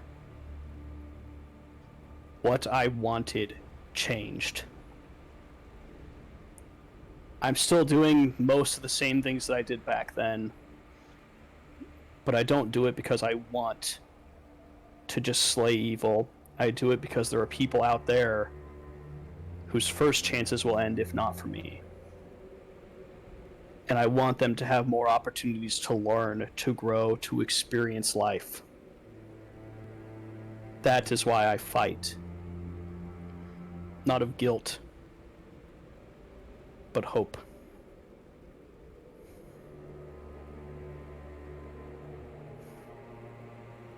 That's what I learned.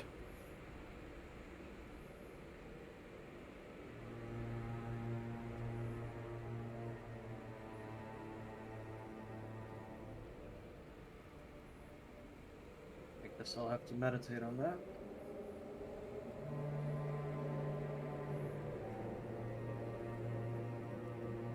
Everyone has to find their own answer. It doesn't mean we have the same one. But tell me, your friends, have you seen them change? All of them. Even They- the good ones. Did any of them have to die to do it?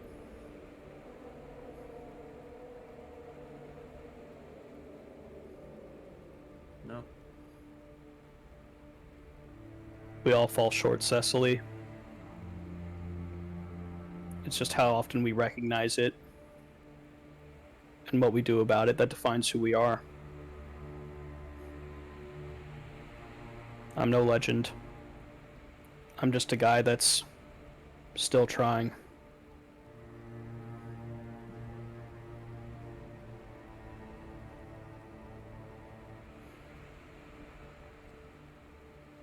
He'll nod, sort of just remain quiet.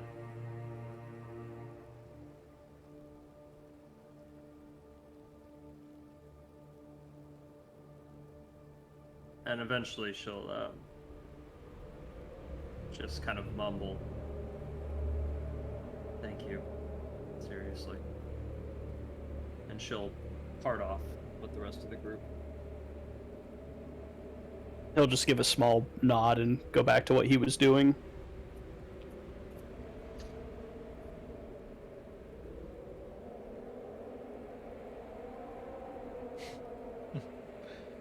Okay. Alrighty. As that conversation closes up, the rest of you continue walking, heading heading in the direction that you know Anvath's manor to be in. As you're walking, were there any other conversations that wanted to have happened this morning? Or was that it? Or are you just walking? Suni would ask if anybody had any idea exactly what all of the... I think you said that they were kind of like sending stone things that he had found off of Balder's body. Yeah, thank you. My brain was saying Loki, but I knew that wasn't right. If so, he will kind of take them out and just pass them around to see if anybody... Well, I guess he'll try to see if he can get any idea of what they are first, but then he will ask the group when he inevitably doesn't know. Yeah, make a... I'll say make an Arcana check.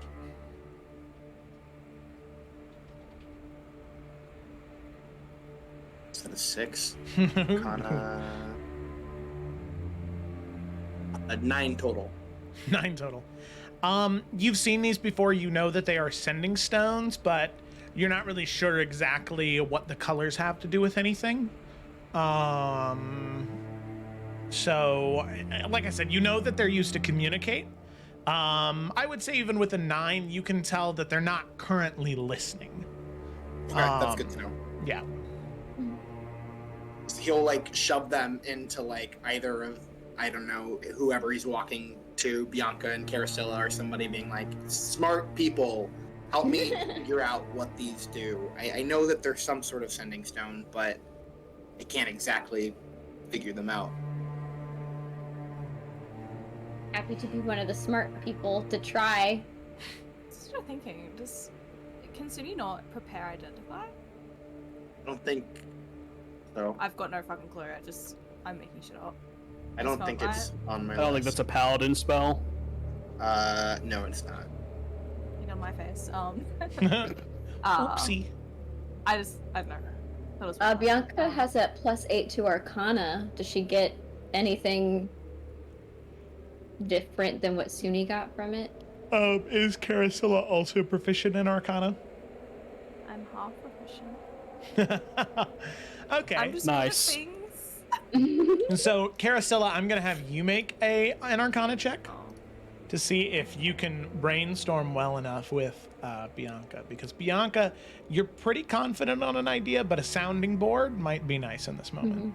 Do I still get advantage? I do, yeah. Mm-hmm. That sounds like a no. Otherwise, I just won't roll because it's like. You just Bianca better should modify roll. or Bianca. Listen, I So said- it's like either. Listen, you're the person trying to help, so go ahead and roll with advantage. Yes, Ajax has expertise. in Okay, that so I got combat. He'll advantage. roll. Okay, that wasn't that one. I'll do better, I swear. Wow. Oh my god. That's a dirty 20. That's better. Okay, yeah. So, Bianca, you were already pretty confident. You can definitely identify these as sending stones. You can identify that they're not currently listening.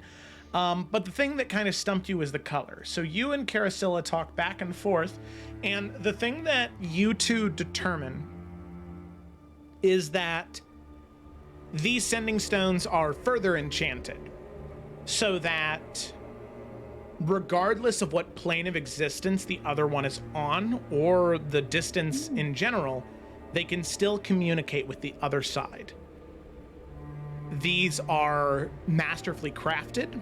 These weren't just made by your average, everyday artificer. These were made by somebody with a lot of magical power at their disposal to be able to cross those planar gaps. In terms of what the colors correlate to, there's not a specific plane or element that they do. The best you can assume is that perhaps because the sending stones all look the same, the color was a way to identify who they go to. So that way you didn't send the wrong message to the wrong person. Okay. So, does it then seem set, like, who the recipient of each of the stones is then? Yeah, you could assume that then. That blue goes to the same person, green goes to the same person, and yellow goes to the same person. Cool. Ask the Odinsons, like, what their favorite color is or some shit, you know? Yeah. The Odinsons. That seems Or maybe what colors they wear too, but Yeah, I mean, this isn't a video from game. From what they wear, is there any way to be like, yeah. That one's the green one? Like Loki wore a lot of green, right? That's true, yeah. Thor's lightning is blue, and Odin's spear staff is gold. Okay, yeah, so I guess. It could be that. Yeah. That could be our theory, but However, Loki Joke's on you. also wore gold accents. Thor yeah. had green accents as Complicates well in his spells. clothing. Yeah. The whole thing. That's fine. And Odin's flags, the flags of Fjarlaleth are purple and black. Well, those Wow. were black, so. Womp, womp, womp, You're womp. relevant. Or is Wow. it? They're just 3 stones. Just 3, yep. Blue, Okay. green, and yellow. Not yellow, but Alright. yellow. There's a difference. Yellow. All right. Okay. Yeah. Well, I guess between the two of them, they can relay that to Suni. So I guess it would be handy, you know, especially if we ever need to split up, or if we want to give one to Varnast and just have better communication or ease of communication with the wardens. Can the stones communicate with each other or just with? No, they have a pair that they've been paired to. So if you send a Yeah. message into the blue sending stone, it goes to the other blue sending stone Blue sending stones? Wait, Whoever that we has don't have? that you don't have. Let's Yeah. fuck around, find out. Yeah, you only Do have it. We one of should each just pair. now. keep them then. I see. We only have, we have 3 Fuck around. halves of pairs. Yeah. Find it. Okay. Right. I'm behind We it. don't I have think one we of should them. fuck we around and just find have out. 3 independent pods. So one was for Boulder's incoming calls, and 2 were for his outgoing calls. He had 2 pagers. Yeah. Either way, fuck around, find out. I wonder if there's a way. Look, She's this is the talking to- best time we'll be able to... Sorry, I'm sorry. Go ahead. She's now talking to Carasilla and says, I wonder if there is a way, maybe a mage stronger than what we're capable of, but Yeah, fuck to... sus. That's not what I said. But one that could locate, you know, the other halves. I mean, I was gonna ask. I feel like the answer's no, but since, you know, Carousel knows sending, she's used it quite a few times. Is there any way that she'd be able to, like, even just get a vibe of where it's like sending its energy, where it's connected to, you know? Just vibe base, that's all I want. Like, even if it's just a confirmation that it seems to be Fiyadl, if it seems to be this plane, I'll take anything, Joseph. God is telling you no with his face. I pray really hard. Either that or he's having a stroke. Yeah. If you ever pray to God and he makes that face, you need to, you need to retract. Rough day. So many ties to God. Through art and shit. Sire. You can make Sire. Give me a bone. an Arcana check with double disadvantage. So Ooh, roll three three times? times and take the lowest. Oh my Man, god. he's breaking 3 rules natural as 20s. That's a 3 13. natural 20s An right 18. now. Oh shit, that's me throwing my dice across the room. So 3. An 8. Better than I thought it think was gonna be. It's good enough. The I think so. magic is active, and if you were to send a message through the stones, they would go somewhere. So the other stone, the other pair for all three of them, is still assembled. It's still No, out there wait, somewhere. Wait, guys. So, okay. We could use this to our advantage. Wait. Sorry, I need to like get the Felicity's excitement down if we're scheming. Alright. What if, in order to not be in as much trouble with the Odinsons, Yeah. I'm excited to hear this, honestly. what if we somehow were able to either disguise our voices or get someone else to speak through it? I do a performance check. I'm good at those. No, okay. I'm a master impressionist. All right, bring it back in. But God apparently thinks that's a very funny idea, so now I can't take it seriously. No, Never say mind. it. Say the idea. No, say the No, I idea. said it. Everyone knows what Bianca was No, trying to say. I'm not through here. The lens of Felicity. I'm not here. Okay. That's it. What if instead of, because then if it's not us reaching out through the sending stones, or does it sound like us? Wait, okay. I'm hearing you, but also, since obviously the Odinsons know us, what if we got Vardas to send a message? Because they don't know who Vardas is. Man, Wow, that's this is a a really pretty big cool deal. tree over there. It's I'm just saying, alright. I think that way I feel- it's not I think- identifiably one of us. I think we And could put a pin in Vardas this. is strong enough to take the hit, you know, and then it doesn't come back on Or us. the So Warden. it won't matter in a couple of sessions. Yeah. It's Yeah. Vardas. Done. You guys see Varnast has quickened his pace and is coming up to you. Oh, Yeah. because he hears his name. Probably. Varnast has 25 passive perception, baby, and can read lips. Oof. What are you I talking know. about? Oh, we have some sending stones that we believe potentially connect to the Odinsons. Although we honestly have no clue who their pair is, and it's potentially also across planes, which is also complicated. But we were just thinking, since the Odinsons have talked to all of us, our voices would be familiar to them. But unless there's something we're not aware of, your voice would be a new one, and perhaps a little bit more anonymous than if any of us were trying to figure We out need to who's be on the other end. completely honest, though, that they think how these came from Balder. Yes. He died. You stole the. Baldur's No, we didn't. dead. It was We did not steal them. I Eh. just relocated them. May I looting. interject into this conversation? There's already so I much. understand that we want to find out who is on the other end of this magical stone. However, even if Varnas does talk through it, I'm pretty sure there's magic out there that people can locate magical items on top of, if this is Baldur's, and it just so happens to either go to Thor or Odin, I'm sure they will show up very quickly afterwards to confront the person who is talking through their dead son's sending stone. I agree with Also, all of that. I also just want to point out, if I may interject into the smart group real quick, we are the only people Odin would think has them.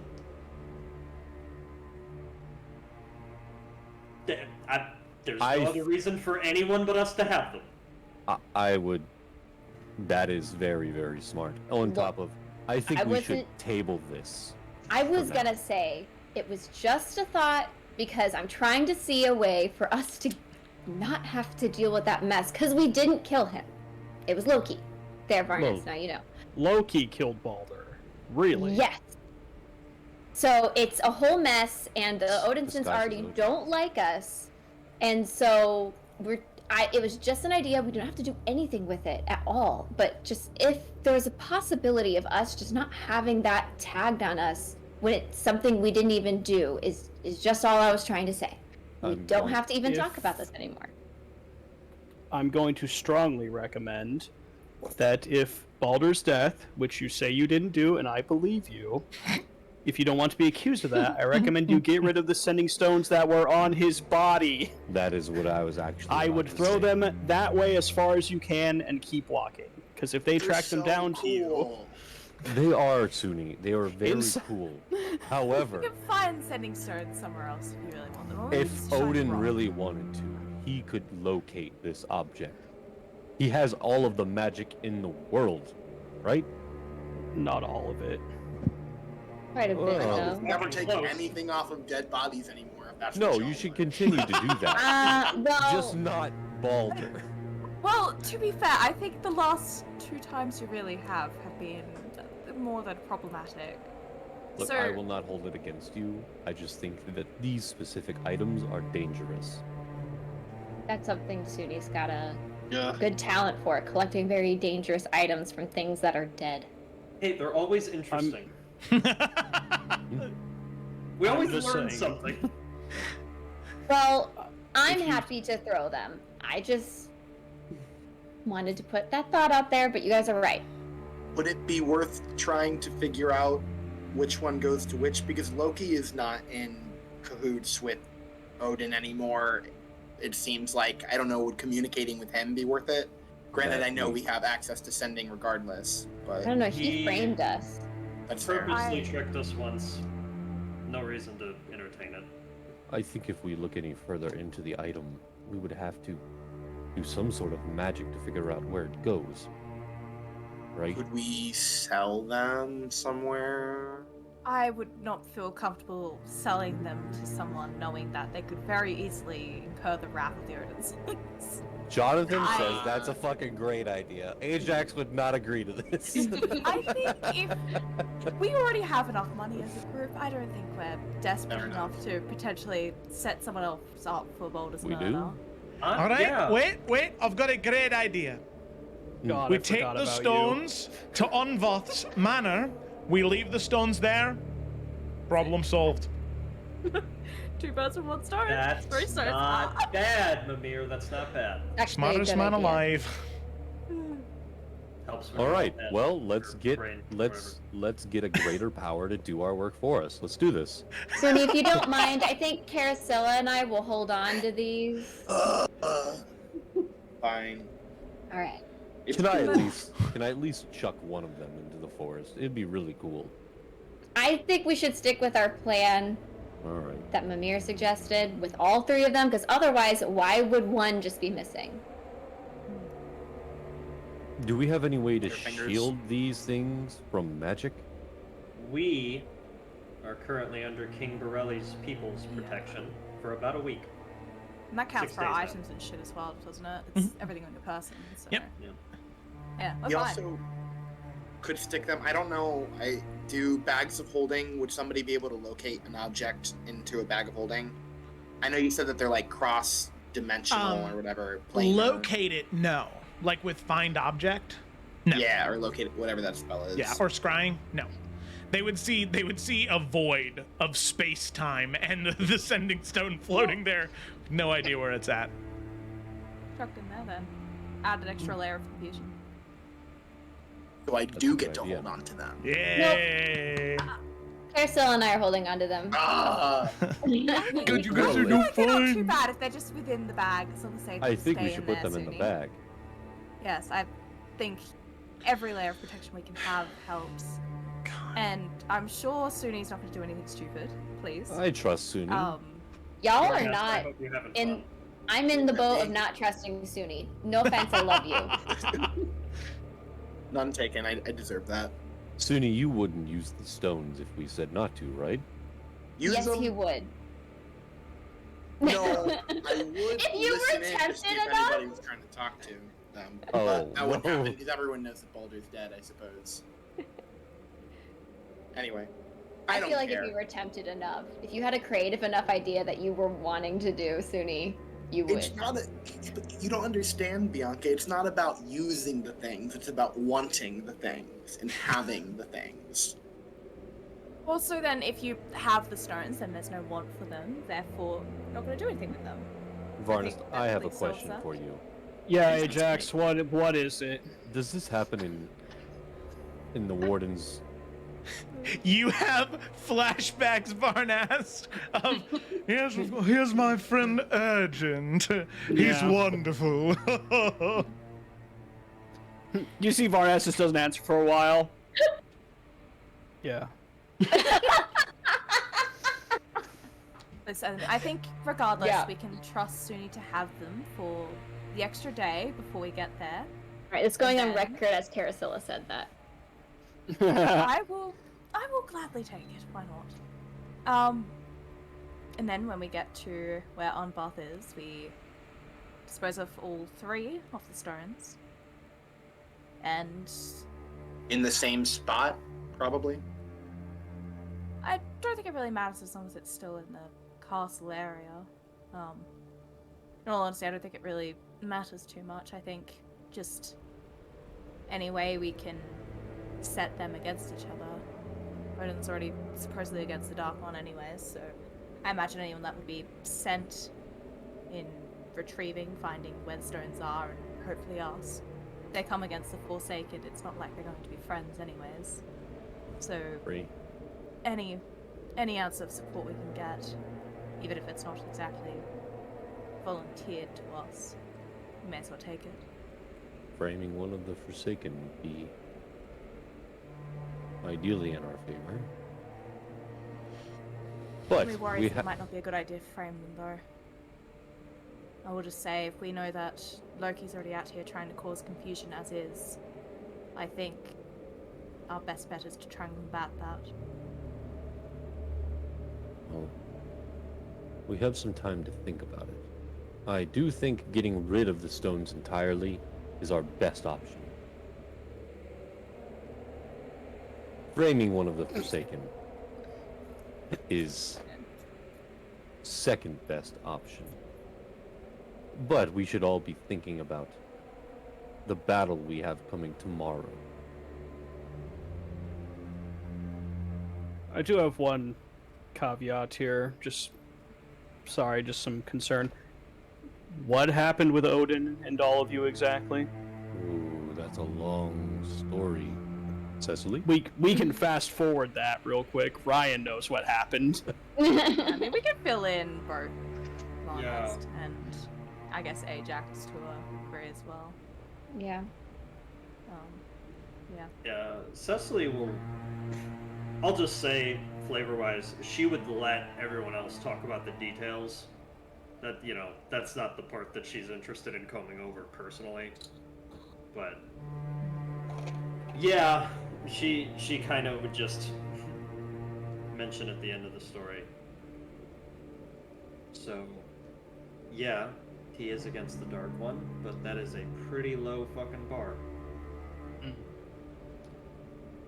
So y'all were in Fjardalith, actually in Tyr's temple, party court, all of that. That's how we went back in time. You didn't mention Heimdall. Was he there? No. I don't recall. At least we didn't come across them at any point, which would have been likely, as they were holding a party during one of the nights. Interesting. That's very interesting. Concerned about something then? No, but a bit of advice. When my contacts and friends heard about what happened, we've learned bits and pieces of what happened in Fjordlith during that time. I know before the attack that killed Tyr, his right-hand man, the one that was always in the study with him, doing just as much as he could to help with the research, was Heimdall. When Tyr was killed, he was then seen as Odin's right hand. It seemed the changing of the hats did not bother him in the slightest.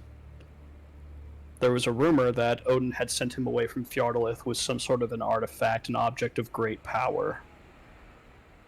No one has any idea what it is or why he would send Heimdall, one of his most powerful, loyal subjects, away from him.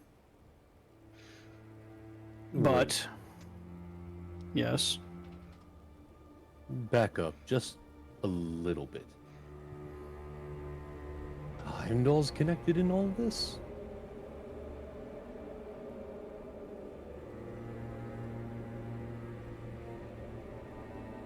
What do you know of Heimdall? The only thing I remember of Heimdall is when he fought with me and the Children of the Flame. I did not know that he was part of all of this. Odin's right-hand man?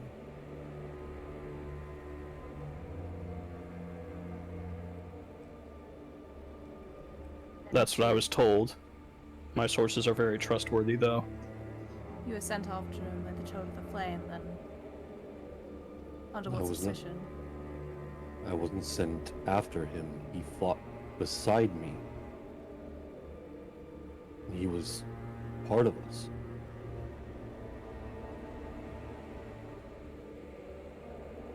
An ally. You think he still could be? When I knew him, he was a great companion, great fighter, and great friend. All of this with the Odin sins, and it's a lot. From what I've seen and heard from you all, if he's... I don't know. What I suppose mean is, do you think it'd be worth trying to contact him again? Do you know him?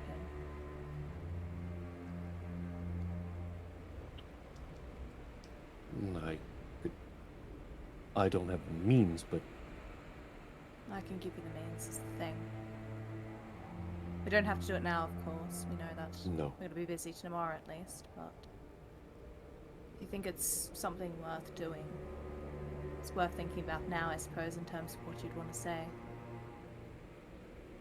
I have not seen him for over 20 plus years. Before we reach out, I am curious, and Vardas will turn his head to look right at Mimir. You know anything? You can see Mimir was waiting for Ajax to be done to say something. He'll say, I'm not going to lie to you. It never sat right with Heimdall what happened to Tyr.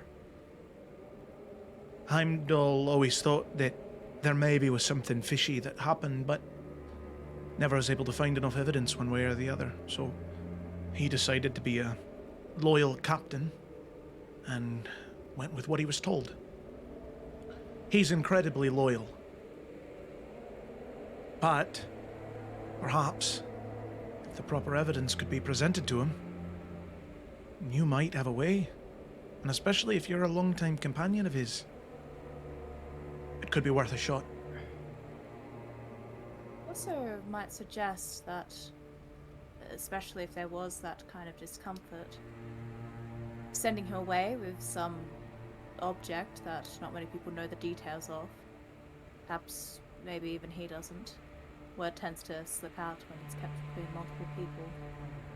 Could easily have just been a way of trying to send Heimdall away from Fjordla, from what Odin was doing.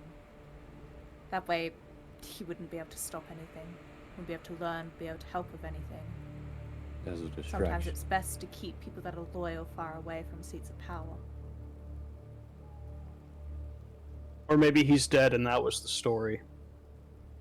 Either way, I think it's something worth reaching out and figuring out. Only if it's okay with Sesame.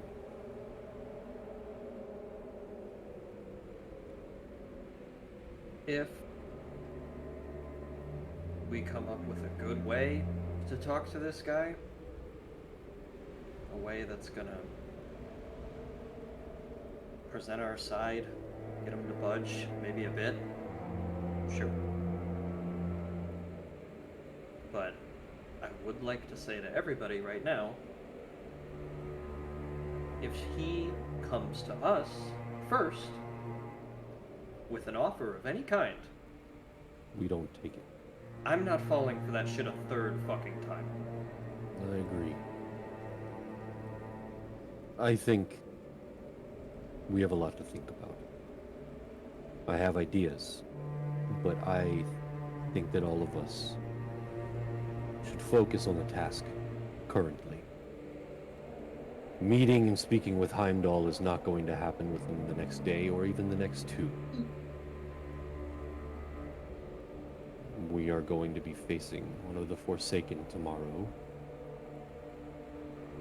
We should focus on that. True. On a lighter note, Ajax, how did it feel to know something that we didn't? It felt weird, tense. Everyone was looking at me. But you know many beautiful, wonderful things, Ajax. Tell me about it. Along with us. Mostly is just fighting techniques, so it's interesting to be the one who knows something you all don't. I don't like it. I don't want it to do it again.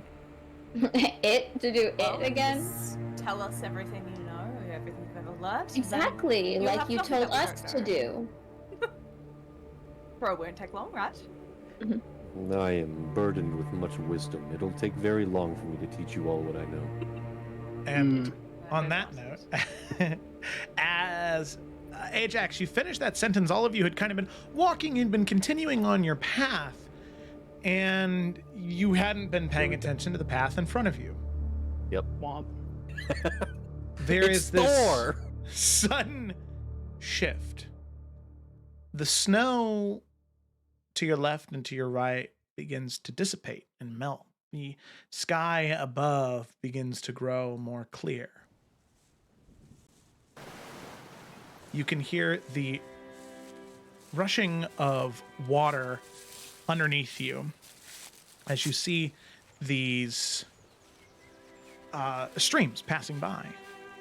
There is this misty fog that surrounds the area, and there is this breath of beautiful fresh air that hits your lungs. All of you take a moment, and you've seen magic like this before. It's very similar to what you've seen in the Druid's Grove in Maester. As you look around, you feel that connection as you're continuing to walk throughout this area. I would like everybody to either make a wisdom or intelligence saving throw, though. Everybody sounds gets plus something or other, +4, I think. Something or other, doesn't matter. +4. No. You said wisdom or intelligence? Yep, either or. A plus a D4 or just +4? +4. 4. Okay. Oof. Ooh, no. +4? Okay, Varnas. Okay. Alright, Ed. All right. Wait, it's +4, right? Yeah, Yes. +4. Okay. 17. All right, let me go ahead and get Keothi here. Wisdom saving throw. 4 normal. 21. Okay. Varnast and Keothi are the only two that succeed. Yeah. Keothi succeeds Suni? just barely. What did Suni get? 21. 21. Okay, so Suni and Keothi both succeed just barely. Varnast, you're used to this. As you Been are here. walking along, and this is the thing you've recognized, Varnast, about these illusions. They don't go away when you realize they're fake. You just realize they're fake. But all of the sensory stays there. You just can understand that they're fake, understand that they're not real, and begin to process backwards from there. However, for the rest of you, Bianca, Carasilla, Ajax, and Cecily, as you are walking, you feel your body relax. You feel a lot of the systems that your body was using, the amulet connection that you had that was preventing that frost from accumulating. You can feel the amulet also relax now that your body has relaxed. And it's so relaxing being here. You feel a sort of numbness coming across you. Your fingertips and your toes, but it's out of relaxation because of how beautiful this place is. All of you take... All of you that failed, sorry. All of you take 10 points of cold damage.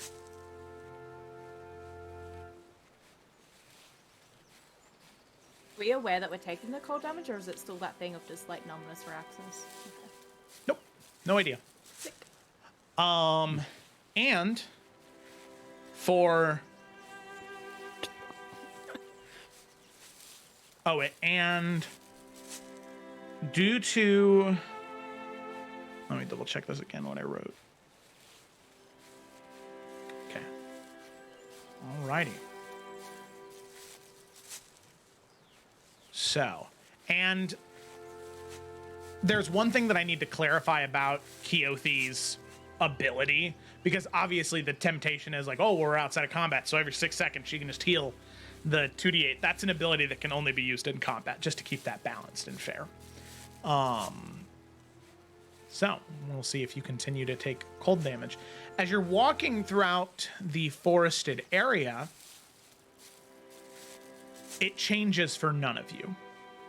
All of you, for the rest of the duration of your walk, you feel as though you are walking throughout a beautiful verdant oasis in the middle of this desolate, snowy land. However, for Varnast, Keothi, and Suni, you recognize that that is not the case. All of you continue your walk, step by step by step by step. I mean, sorry, real quick. Yeah. So, I mean, Varnast has seen this stuff before. Would he recognize that the others are being affected and are being hurt? Because he would tell them. I know that doesn't break the illusion, but he wouldn't just be like, well, hope they roll that save. Varnast can make a comment about it, but the others don't necessarily realize that they're being hurt in this current moment. Okay, well, he'd still say something, but keep going. Yeah.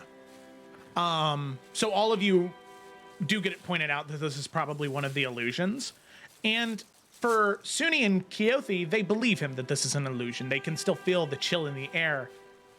Carasilla, Ajax, Bianca, Cecily, you believe him, but it feels so real that it's hard for your brain to turn that off. But the thing is, now that your body has adjusted to this temperature and believes that this is the accurate temperature, the amulet is no longer working. So, Just before we keep just tracking along here, assuming that illusionary things happening means that we're going to be getting close to potentially where Arnvarth is. Carasilla, just as we're going, will take the time to just cast a telepathic bond as a ritual, just as we're going, just in case. Okay. Alrighty.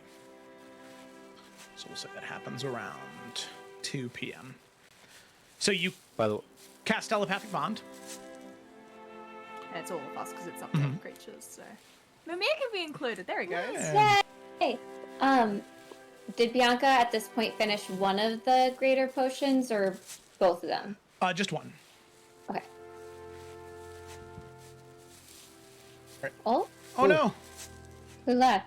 Gemma. Gemma. Emma. Emma! No. That Australian Wi-Fi. Oh no, the overlay. Come back quickly! Okay.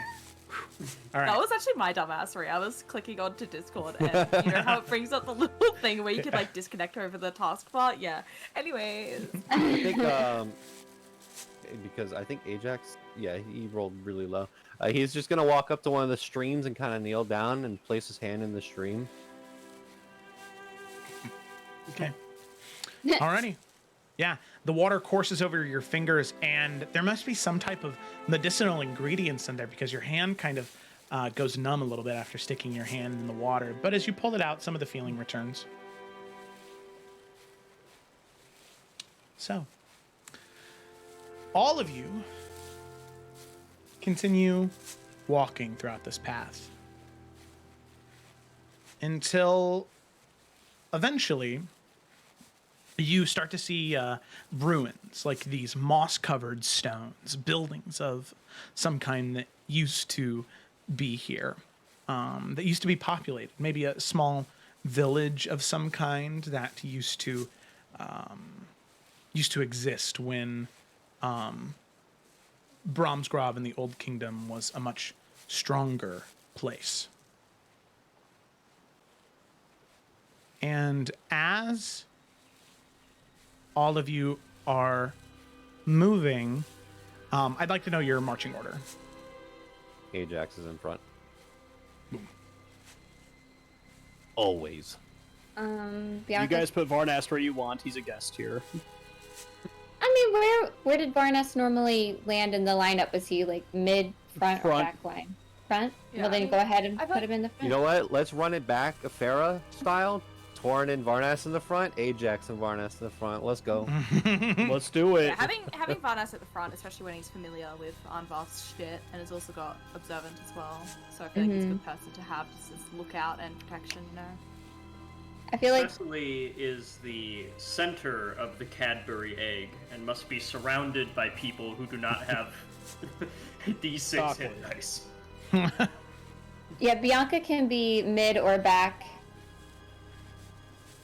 Why doesn't Bianca take the back and then Suni will be in the middle so all of his auras have the biggest spread over the whole party? That's a Ooh, good yeah, call. yeah. And Good then idea. Cecily will be right Sounds next to Suni as a bit of a buffer. Smarty's in the back. Middle as well. Oh, okay, just me in the back. Okay, wait, no, I'll be there. No, it's on me. No, I'm with you. Smarty's in the back. Kyo could be in the back too, right? So it'd be like 2, 2, 3. Oh yeah. Go power, let's go. Yeah. Woohoo. Okay. Oh, wow. Oh, holy shit, that really fucked up. What the hell? What in the hell? Okay, there we go. All right, that was weird. Okie dokie. So, Cecily, Suni, Caracilla, we'll put that right there. Okay, so just to make sure, we have Ajax, Varnast, Cecily, Keothi, Suni, Caracilla, Bianca. That works. Okay. Alrighty. Marching 2 by 2, except for Cecily, you march in a cat. You march in a row all by yourself. As you're walking throughout the forest, you can hear this peculiar noise coming from around the corner. Noises that most of the Salamander Coast party are relatively familiar with. You remember hearing these same gnashing and gnawing noises back when you were deep in the undercity of Summer's Rest, something that sounds like ghouls. You can hear them gnashing and gnawing. You can hear these dissident whispers of undead, corrupted creatures. Perhaps haunted specters and spirits of this once verdant place, unable to have been laid to rest, so now they linger here. You can see that the ruins continue forward, and the most direct path cuts through this this temple. And as you're walking through, you can see the stone collapsed on itself. You can see a statue at the very back depicting some type of mage. The statue itself is partially ruined and broken, but it matches the same architecture and artistic style that you've already seen of many of the things of the Old Kingdom before. So Varnast, Suni, Keothi, you can recognize that the buildings and the ruin themselves are not illusions at all. These are physically here, and there are physical creatures in front of you. So, as all of you begin to move forward, these creatures are on a direct path in front of you to where you need to go. Are you trying to stealth, or are you just going to move forward, try and push through them? I don't know, Varnus, would it be worth it to stealth, or is this kind of like, if we're in his domain, he's gonna know? Well, I mean, Joe, we're an illusion. That doesn't mean Anvoth is here, right? Like, he can kind of set these, like, trap-like areas, right? Or does it mean he's here? Or do I not know? Yeah, your interactions with Anvoth were so few and far between. You only had 2 encounters with him. You're not super sure, especially since this could be considered his lair, this entire region.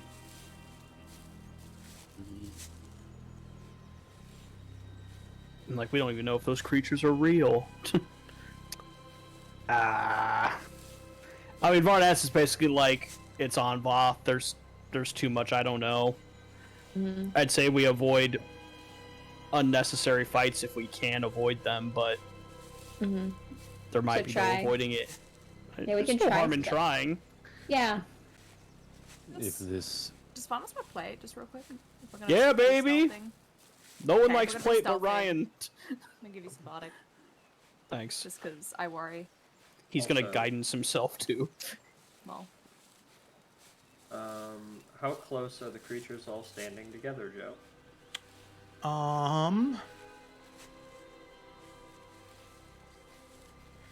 Almost all of them, actually all of them, are within a 20-foot radius of each other. That's the magic number. That was a double entendre.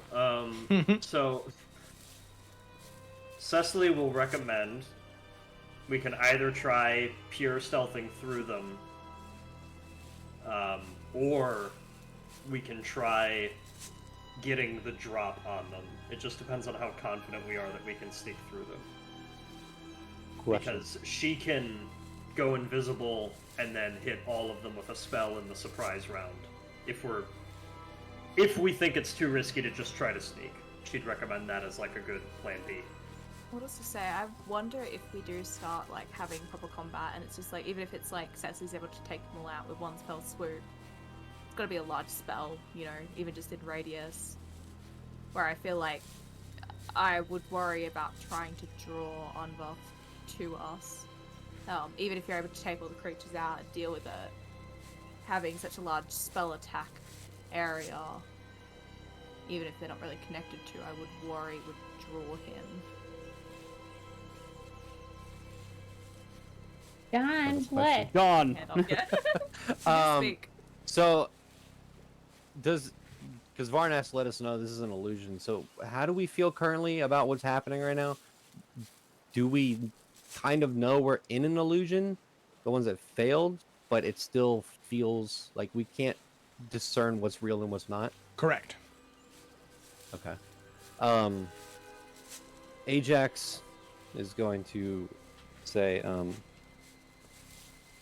if those are illusionary creatures, they could also be a trap.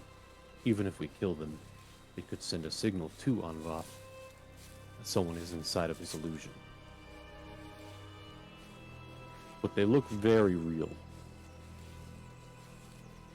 Suni is going to take a large breath in through his nose and use divine sense or whatever to see if he can't discern whether or not these are actual creatures or how many other creatures there might be in here.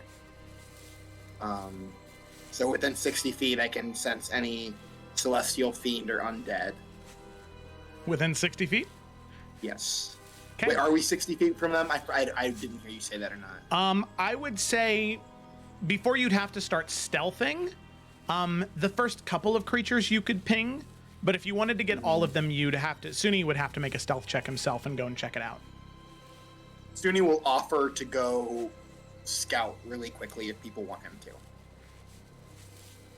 If you can just get the first few in there, you can just start there, and then we can That go could be from enough there. information. Okay. Yeah.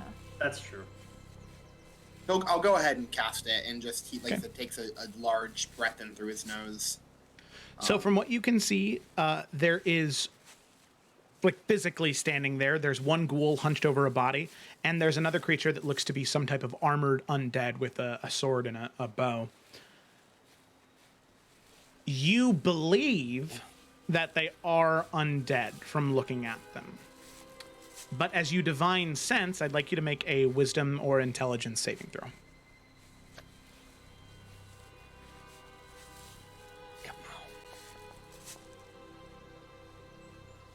+8. Okay. Or wisdom saving. 23. Yeah. All right, that is a success. So while by physical description and the way that they're acting, you believe that they are undead, but when you divine sense, there's no ping of any type of undead creature. Anything at all. Yeah, it's celestial fiend undead. Yeah. So you do not get that from them. Okay. So he will, after doing that, closing his eyes and concentrating for a second, he will say, "So, I'm not so sure anymore that they're undead. I can't know for sure if they're real necessarily, but they didn't smell like undead do." Probably just an illusion then. We should probably just keep moving. We should sneak around. One thing I suggest we sneak around. If they move to attack, defend yourselves, but try to non-lethally take these things down. It would not surprise me for a Forsaken to use human shields. Right. Mm. Good thinking. It's a good thing we got the legend with us. Let's go. Okay, so all of you begin to stealth. Go ahead and make your stealth checks. You did cast without a trace, right? Is that what you said you did? She just gave Gemma Bardic. I mean, gave me Yeah. Bardic. Oh, I thought. Okay. Never mind. Which your Bardic is how much now, Gemma? D10. Woo! Okay. Yay! Keith, you rolled a 16. Gemma and I aren't fucking it up this time, like when we were at Thor. Don't worry, I will. I got a 9. Oh my god. Yeah. I'm Gemma, you're amazing. Gemma, you're amazing. I got a 10. Hell yeah, dude. Alrighty. So, all of you begin to move, and as you can tell, Keothi being a much more built warrior, wearing plate armor herself, Varnast, you feel her in her woes. As you can see, she's trying her best, but her and Ajax being much larger, and Ajax, you are getting in your own head in this moment because you are a big white lion man, and everything around you is green. So you are freaking out. You're like, how are they not gonna not see me? But as you're stealthing around, you look at the rest of your party, you can see that all of them are maintaining their composure, they're calm. Even Varnast, wearing huge plate armor. You can see that even he is maintaining his cool. You can see Keothi and you, and the two of you begin to fall in line. Not throwing away what everybody else has been able to succeed at. So luckily, group initiative, all of you succeed. You succeed as a unit, even though not everybody's carrying their weight. As you move past, though, Anybody who is proficient in insight or perception, not insight, investigation or perception, you can make a check as you're passing by. Yay! Question, I have an eyeball. That gives me advantage. Can I make a check or no? Yeah, that's fine. Okay, cool. 14 22, for 14. investigation. Wait, investigation or insight? Investigation It or was either. perception. Oh, perception even. Okay. Let's hope that in Oh, combat I'm hang more useful, because I am fucking not at all right now. Gotta get the bad rolls out now.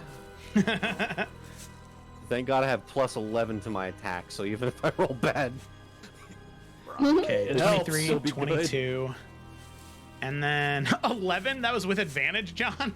yeah, I rolled a 10 and a 4. Okay. Carasilla and Varnast, as the two of you are moving along throughout the path, you silently move around the outside of the temple. You're trenching through the small river, the small stream that passes in this area. Varnast, Suni, Keothi, all of you can feel the cold rushing past your boots. It is frigid, but it is a much better alternative than potentially going through there. But for Carasilla and for Varnast, as the two of you glance up and you begin to start listening, there is this strange warble that you're able to work your way past, where you hear common being spoken. And let me go here just real quick. That's not what I want. Sorry. Nice. Okay. There we go. You hear common being spoken. You can hear these gruff individuals speaking back and forth. And you hear one say, Travel down from the highlands has taken so long. But you say it's worth it. "Of course it is worth it. When I received message from Batali, he told me that he had met a group of individuals, ones that would help us reclaim our land. If there's a chance to take back the highland for our clan, then we should do it." I suppose you're right. Batali has always been good to us. Very well. But to take them all with us? All of them. I understand it is a risk, but I would not leave those too weak to defend themselves back in our camps. If he promises safety and shelter, then I trust him. Very well. And you can hear the two eventually go back to muttering there. Yeah, yes. Yeah, it would have been the leader of the basilisks. Yep, the one you So had is met in it- Paradin. So is it Batali or Batai? In my notes, I had Batali, but I could have said it wrong. Okay. Give me 1 second, I'll Oh, be right so it's back. like I know Trolloc, it's I was like, fast and is stuff, there anything close to it? So you do have some confirmation there that that definitely was an illusion. However, as all of you are walking past, those of you that failed your saving throw earlier to recognize the difference between the illusions, you'll take another 10 points of cold damage. Okay. I swear to God, I'm not gonna have another character get fucked over by cold damage over time. You won that thing. I should. What do you You said mean? 10 We all points? know it. 10 points, yep. Okay. Alrighty. So luckily with that, all of you make your way through the ruin, avoiding any very unnecessary combat. So you make your way through, and you can still see that the grounds are rather verdant. Everything around you is quite beautiful still, for those of you that can't tell the difference. And you continue traveling for several more hours until eventually you find a rocky encampment that you could use to rest for the night. And Varnast, just based off the map and where they told you, you can tell that night is getting closer, even though daylight is still shining through, but you can feel it start to get colder. And you know that you're probably only an hour or two away from Anvoth's domain. But this first day of travel seems to have gone rather well. However, as all of you get to the campsite, those of you that failed take another 10 points of cold damage. So that was 3 times the cold So- damage and 30 points total. Notice Okay. at this point, because I feel like Oh, we this took is a 10 lot. more? Shit. Can- Okay. All right, so yeah, We so see Varnast can. them. This is like a good 40% of my health. at this Yeah, point, Varnast like. can see that they're getting affected, right? Yeah, their breath is starting to get heavy. They are not Alright. as easy able to carry themselves. All right, you, and he'll just point to everyone that's being affected on me. Yeah, Cecily What's will wrong? sort of look around confused and step up. Mm-hmm. All right, so everyone comes close then. Yeah. All right, Varnast is just going to push his hand down, and beneath and around him, these like blue runes and glyphs will show, and he's going to cast anti-magic field on himself. Ah, okay. Alrighty. So as you cast that, you can see the illusion around you immediately begin to dissipate. Just around you in the radius of anti-magic field. As you do that, you can see the snow return, the ice begins to melt. And those of you that had been affected in that moment, you can see there's this immediate shiver that erupts over your body as you just feel this icy pain shoot through your system. The numbness of your hands is now very clear. For some of you, it has affected you a lot more than others, but for all of you, it is painful. But the pain stops while you're inside the anti-magic field. So are our little weather wards useless now since were they Well, they feel the cold now, deactivated? right? You feel the cold now. Or do the And- wards that help Well- regulate? While you're in the anti-magic field, the wards do work. But if you were to leave the anti-magic field, they would cease working. Okay. I mean, if we're re-entering the illusion after having the anti-magic, will that give us another shot at discerning it? Because it would be that, kind of change again. You would. Okay. So you get another chance. Right. And how many Make people it are count. affected by that? It was only 3 of you that succeeded, right? Yep, It was, Keothi, Suni, and Suni, Varnast. Kira, and yeah. Okay. I mean, I will just say they can keep rolling, but I can keep it up for an hour, so they can keep dipping in and out until they pass. That feels a little shitty face. Do you want to die? Die. This is an 8th level spell. Okay. This is a wisdom save? Or intelligence. I Yeah, just- You wisdom get plus save? 4. Yeah, I mean, Or odds would was it say just that an if you were to intelligence? keep doing that, you would eventually succeed. Oh, also, because I know people Well, have been taking damage, haha! myself included. I rolled a just- natural 20 on my first roll. You succeeded first. Well Everyone done. can take that heals. Roll my Bella dice. Oh, thank you. I will take the heal. Sorry, Joe, it's Forsaken. I gotta pull out the stops. Nah, you're good. You're good. Actually, you know what? Fuck it, I'm gonna do a Are second we about to? one. Are we about to sleep? Actually, Yes. Mhm. All right. So are we working under the knowledge that everyone eventually just succeeds? Yeah. Okay. Gemma's gonna keep rolling until she passes, but yes. Second mass healing word, yay! So let's heal at 20. Thank you. should I second wind or You want me to? Oh fuck. How? no? Don't use. No, wait. I've lost 30 points of it. Yeah, hold on. Yeah. But You got just the healed back. 20. Yeah. oh, that was for everyone. I thought that was. Yeah, it's mass Yeah. healing. That's everyone that's I'm affected, dumb. baby. It's up to 8 creatures or some I'm shit dumb. like I'm dumb, man. that.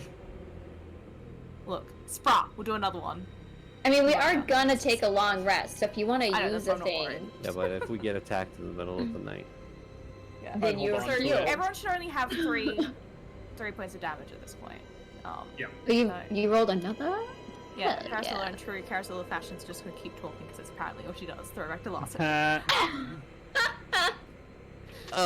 Who said that? That was. The that was me. asshole. So It not sounds concerned like about one. it. Ooh. But yeah, continue on. All right. Well, Bianca will, assuming this is a round, we're now at the place we're going to settle down for camp, or a little further. We're Nope, at you're the at place, the place, right? Yep. Mhm. Okay. Well, besides just setting up, she'll also continue working on the potion, the last one that she has ingredients for, so she can get that ready.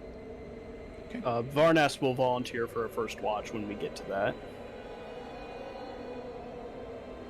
Bianca would also be up for a watch, first or second. Either is fine. If anyone wants to really talk to Varnas, she's already talked to Varnas, so it's okay. Yeah, I got my allocated Varnas time. Either Ajax or Sunny. I'll take first watch then. All right. Barnast. All right, second watch. That's Bianca! Ajax and Ajax and Bianca hasn't had a combo in a while.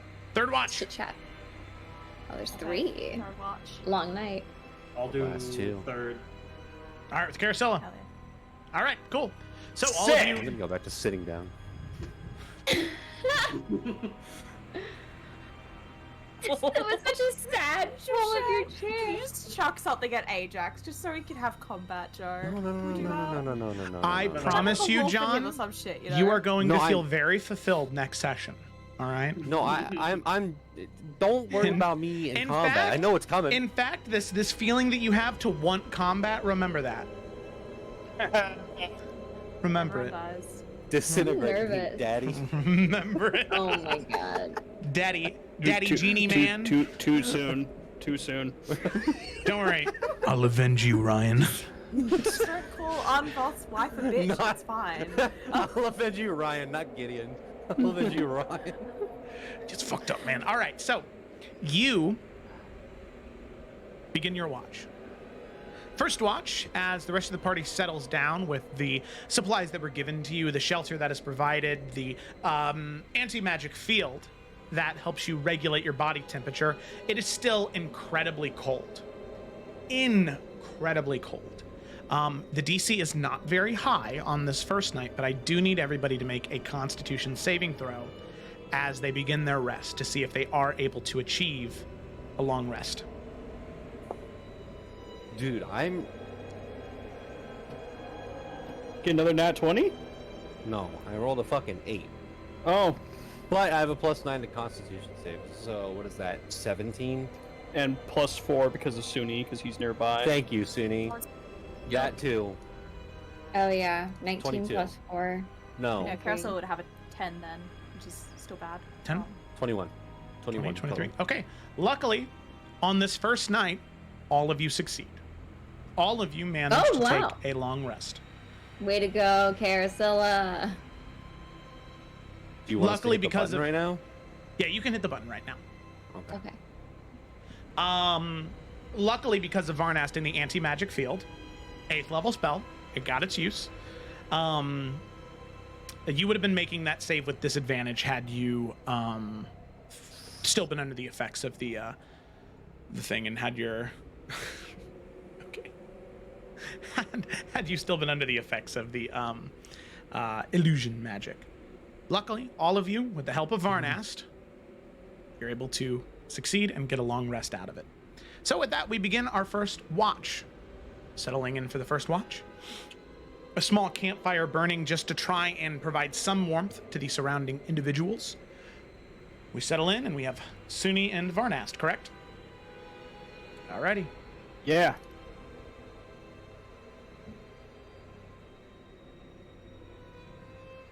So as you settle in for your You watch, all right there, Cameron? Yeah, I'm okay. Okay. as you settle in for Almost your dying. as you settle in for your watch, I'd like each one of you to go ahead and make a perception check for me as you're keeping an eye out for things that may be coming your way. Whew. Okay. Aw, that's a big fat +0 too. Okay. Suni, watches have never been your strong suit. Luckily, you have Varnast with you to help carry some of the weight. So the two of you Eagle begin Eye your watch. Varnast. If you notice anything, Varnast, I will point it out to you. Copy that. Other than that, the time is yours, though.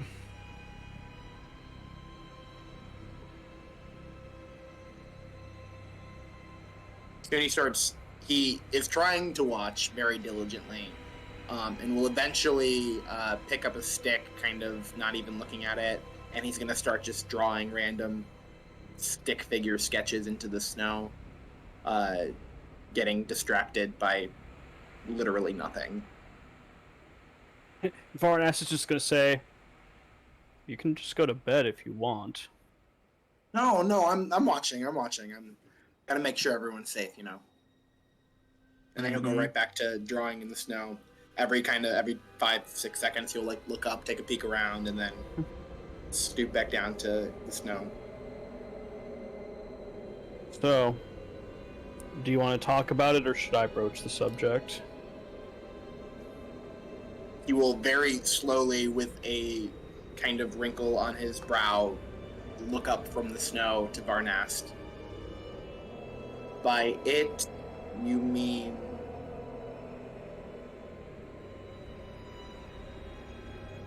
What do you mean by it? I can sense the primordial energy around you. Same as it is on me. I take it you're a champion of one of the primordial gods like I am. I don't know if I've ever heard the term primordial god before, but yes, I am the champion, I suppose, of the Mother of Mountains. Now that you mentioned it, there was something oddly familiar about you. I think that would be it. Do you Follows have us a everywhere. Do you have a specific title, or are you just her champion? I think I've had a lot of titles over many generations, but I don't honestly know a lot about my own history or my own relationship with Elowen. It's kind of a relatively new development for me, and I'm still trying to figure it out. What exactly are you trying to figure out? I'm not sure. It's just, I don't know. It's when I first learned about my connection with Elowen, it seemed really right then, and it still does. But it's been hard to feel like there is something that I'm supposed to be all the time, and I don't even really know what that is, I guess. Curious. Are you under the impression she picked you because you were malleable and moldable to whatever she needed you to be? Honestly, I've apparently been doing it for thousands and thousands of years. I haven't the slightest clue when or how or what happened that brought me to the Mother of Mountains. Have you asked her? I have not. I've had few and far between conversations with her, and I don't know, it seems like something is, I don't know, weakening the connection a little bit.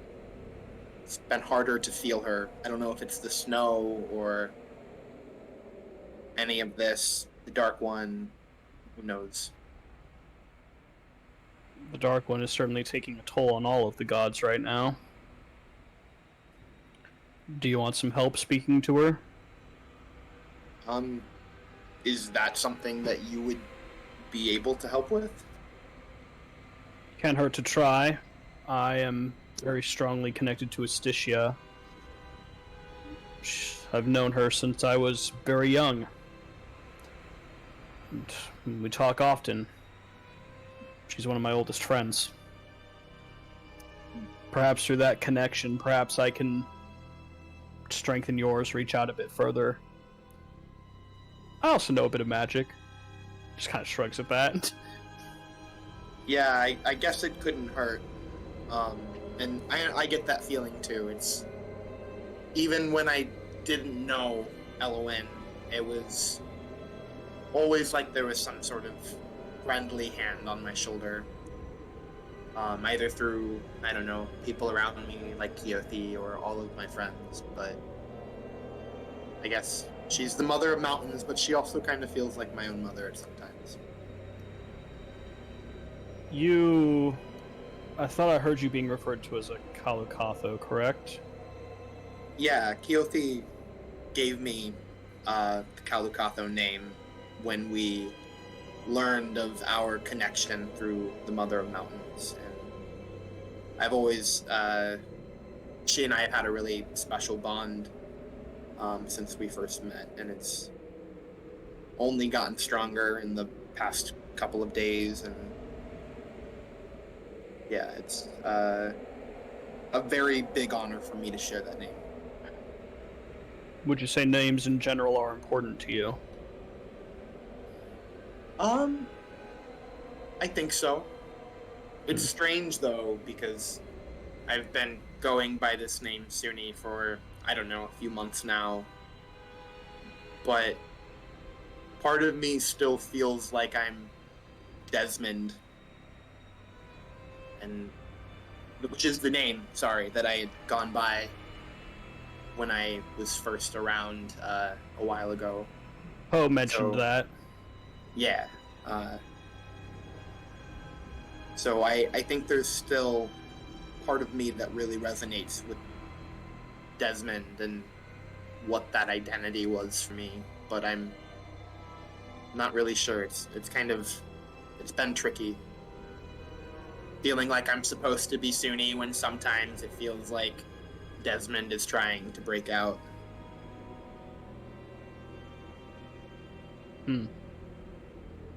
Interesting. Obviously, your connection to her is different than mine to my own god. So I'm not here to tell you what to do, but if you would take some advice... Always. If we are able to make this connection work, and this is going to sound strange, but hear me out. Ask her what her name is. Okay. Say you really want to know who she is.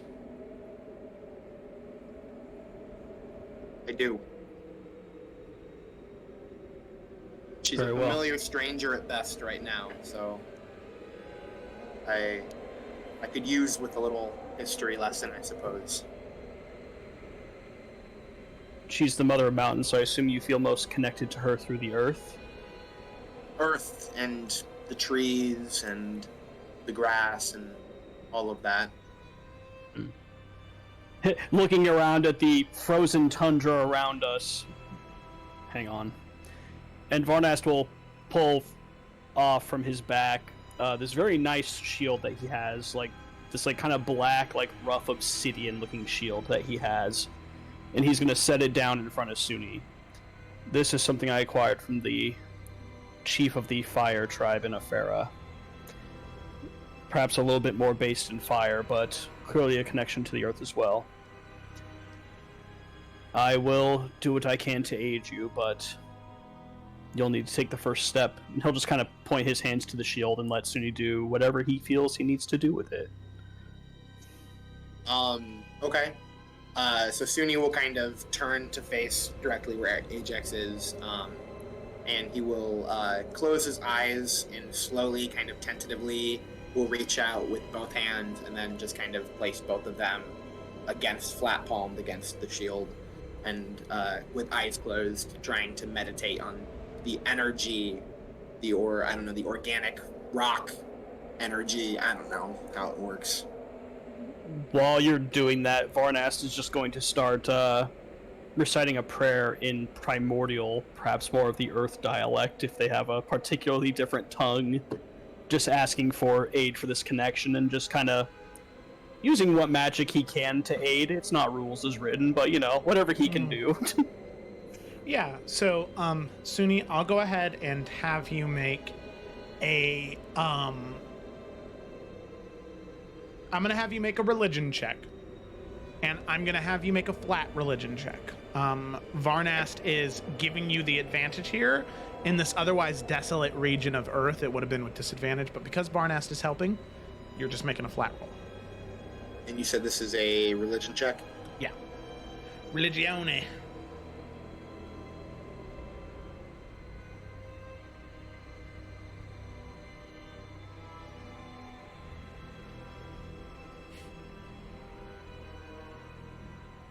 Is that plus anything? That's plus the 3, so 10 plus total. the 3. Okay. As you reach out, you can feel a connection just for a moment. You feel like you have one question and one answer that you can ask. Not a drug out conversation, but just one moment. You can feel that connection. What do you ask of the Mother of Mountains? I will say exactly what Varnast advised me to say, and he will say, Mother of Mountains, what is your name? I want to know who you are. Okay. Mother of Mountains, as you hear that question, how do you respond? You're muted, Felicity. No! No! Yeah, we all Why am I understood what the she said right worst? there. She will say, and Suni, you'll feel the response. She'll say, Suni, it's so good to hear your voice. My name is Elowen Rose. I would love to get to know you better, but it's a little cold where you're at, so I think I will speak to you another time.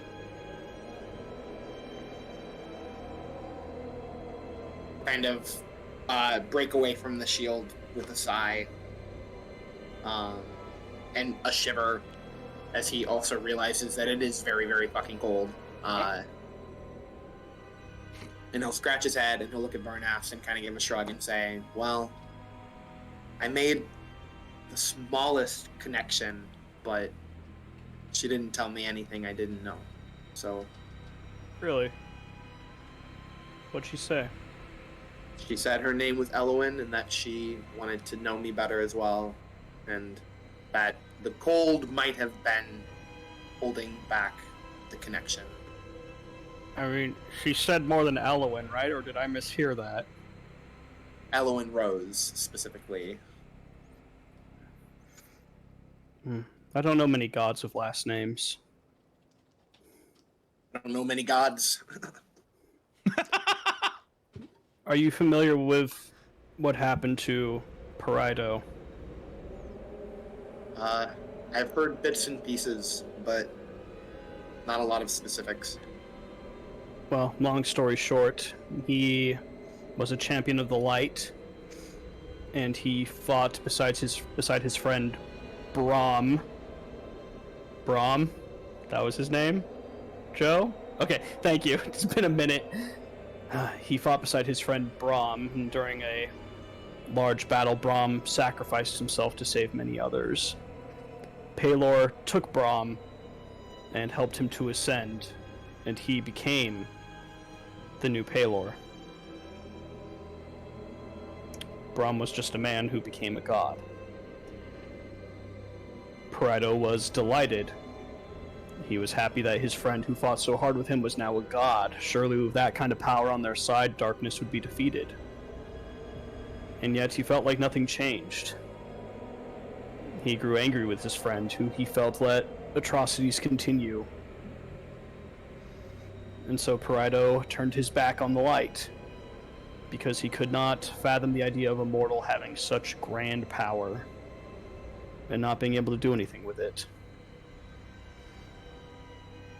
I spoke to Astitia after I heard that story, and she showed me who she was in life. It helped me.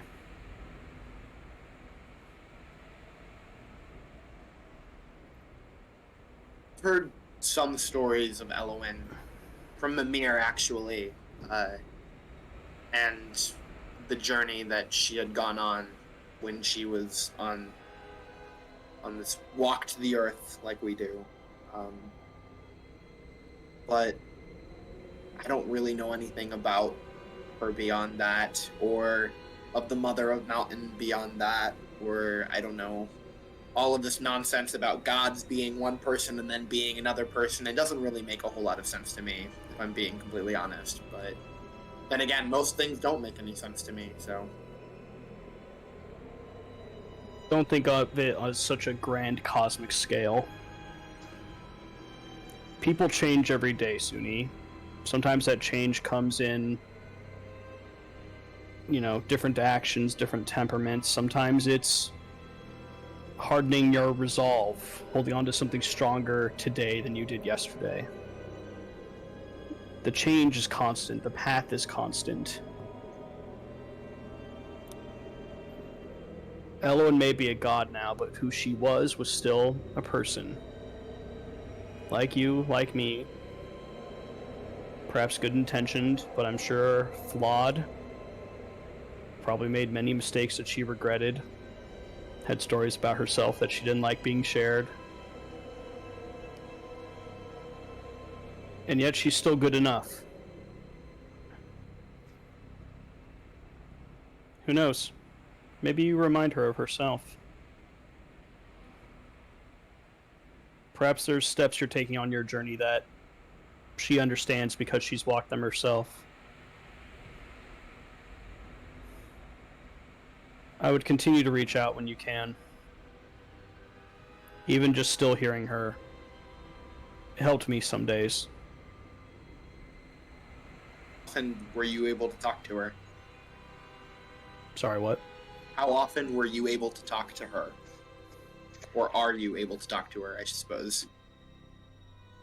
I try not to bother her, in all honesty.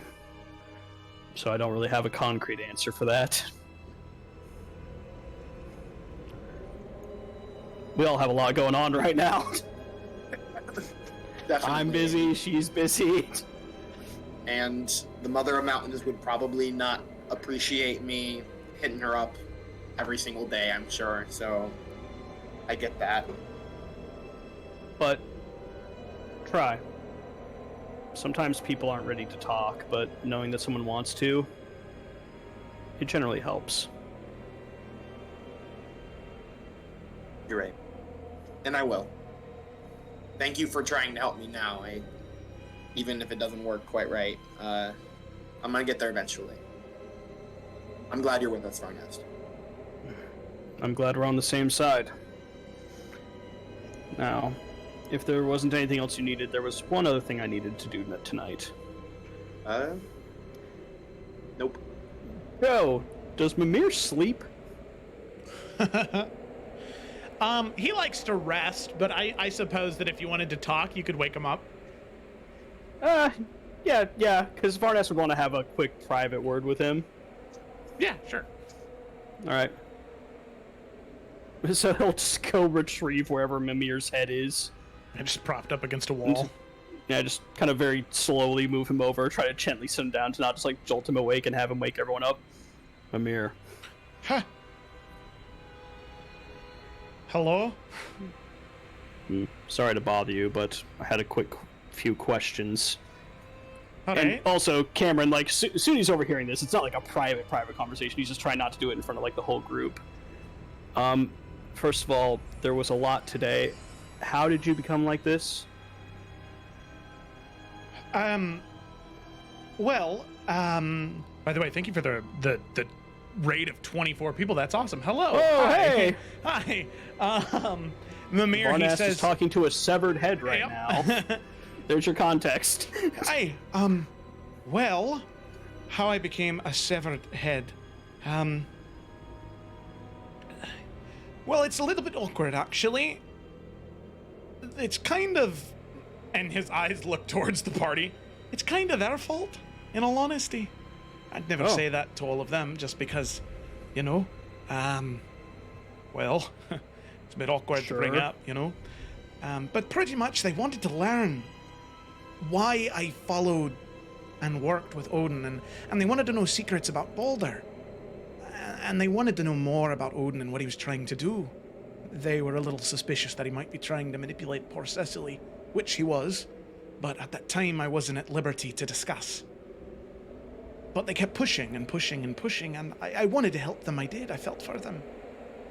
But at the end of the day, what could I do? I was just a satyr, way out of his league. And eventually Odin found me in there. He politely asked me to leave, and I did. The party didn't find me again until after everything happened between Magni and Modi. After the two of them died. They came back to Fjordalith sometime later and they found me. A severed head. Odin still had uses for me, but he knew that I was too much of a liability to be left to my own two legs. So he figured to keep me where I belonged, according to him. A paperweight on his desk. I'm very sorry to hear of your story. Now, and he'll look over to Suni.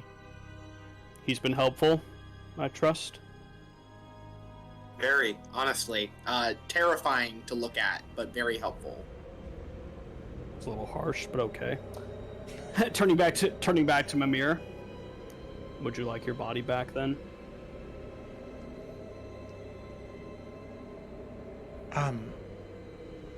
You know, I hadn't thought of it.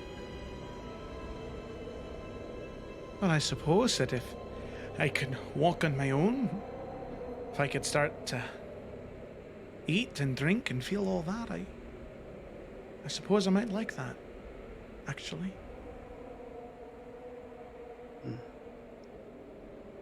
You also don't like the Dark One, right?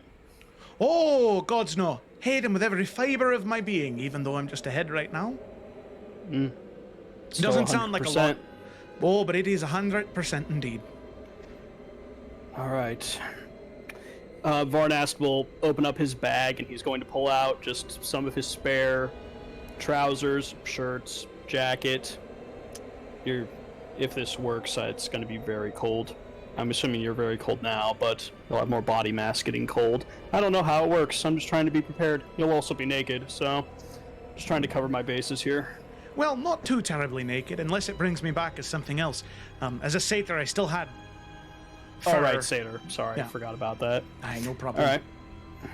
All right, hang on. And he'll take the head and he'll lean it to where it's like a head laying down on the ground. yeah, yeah, just like that. Perfect. And he will put his hand at the. He'll take out his flask of water from Albiord and he'll cover his hand in it. And there'll be this little glow, and much like Bianca saw the previous night, he will touch the neck stump, and he is going to cast Regenerate. Can you put regenerate in the chat? I mean, I'll copy and paste it real quick. Yeah, Hang on. because I just need to Amir's gonna read the. grow a longer neck, and that's it. it's just a neck on legs. I mean, I'm not gonna lie. It specifically mentions severed body members, but that's because I'm guessing it's assuming, well, if your head's been decapitated, it can't grow the rest. But I'll leave it up to you. It's gonna be like Deadpool when he starts regrowing. Be a little baby. There you go. Little baby legs. So the target regains 48 hit points for the duration. The target remains at 1 hit point at the start of its turn. Some point. Each minute, severed body members, fingers, legs, and so on, and armor restored. If you have the severed body part, the stump instantly causes the limbs to knit to the stump. I'm just saying, Mimir's alive. It's regrowing his body. I'm trying. Okay. Okay. Varnast is a cool guy now who tries to help people. You are right. You are right. I'm going to have you roll a D100 because it says body parts. It doesn't say body. Hey, the chest is a body part. I learned that in so grade do you school. have to cast regenerate He's just 5 times? He's just gonna Chest. become one of Also those. just assume that you could lose your whole ass body and still, And be still alive. live. Yeah. So- Become one of them CPR dummies that just has the chest so they can practice. All right, this is either really good or really bad. Uh-huh. Well, 94. Oh shit! All right. Yeah. Oh, sorry. Okay. So as you are,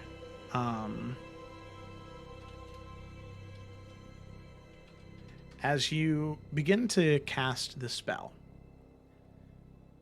you can see there is this just translucent light white and blue glow that begins to, it starts at the stump of the neck and almost like cascading pools of water crashing from crevice to crevice, from arm to forearm to fingertips. This body of water, literal body made of water, begins to form all around him. It begins to grow and reach and spurt the entire area. You can feel this warmth of fresh sea air, salt, begin to fill the area. And after a few moments, you can see the water begin to coalesce into a physical form. As you see a body, head, shoulders, knees, and toes, all connected. As Mimir, the head kind of like leans up and pushes himself up against a wall.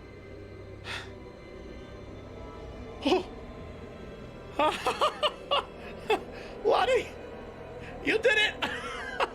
And you see him kind of stand up. People are still sleeping. Oh, I don't care! Get bent, losers! I've got a body now! Sorry, King was asleep. I'm so sorry. Can you please keep it down? Cecily's just like, can you just fucking... Holy shit, guys! She's just gonna run around and wake everyone up. What? Oh my. How did you do that? Is it already time for second watch? Mimir has a body. It's time to watch that, Bianca! Look at that shit!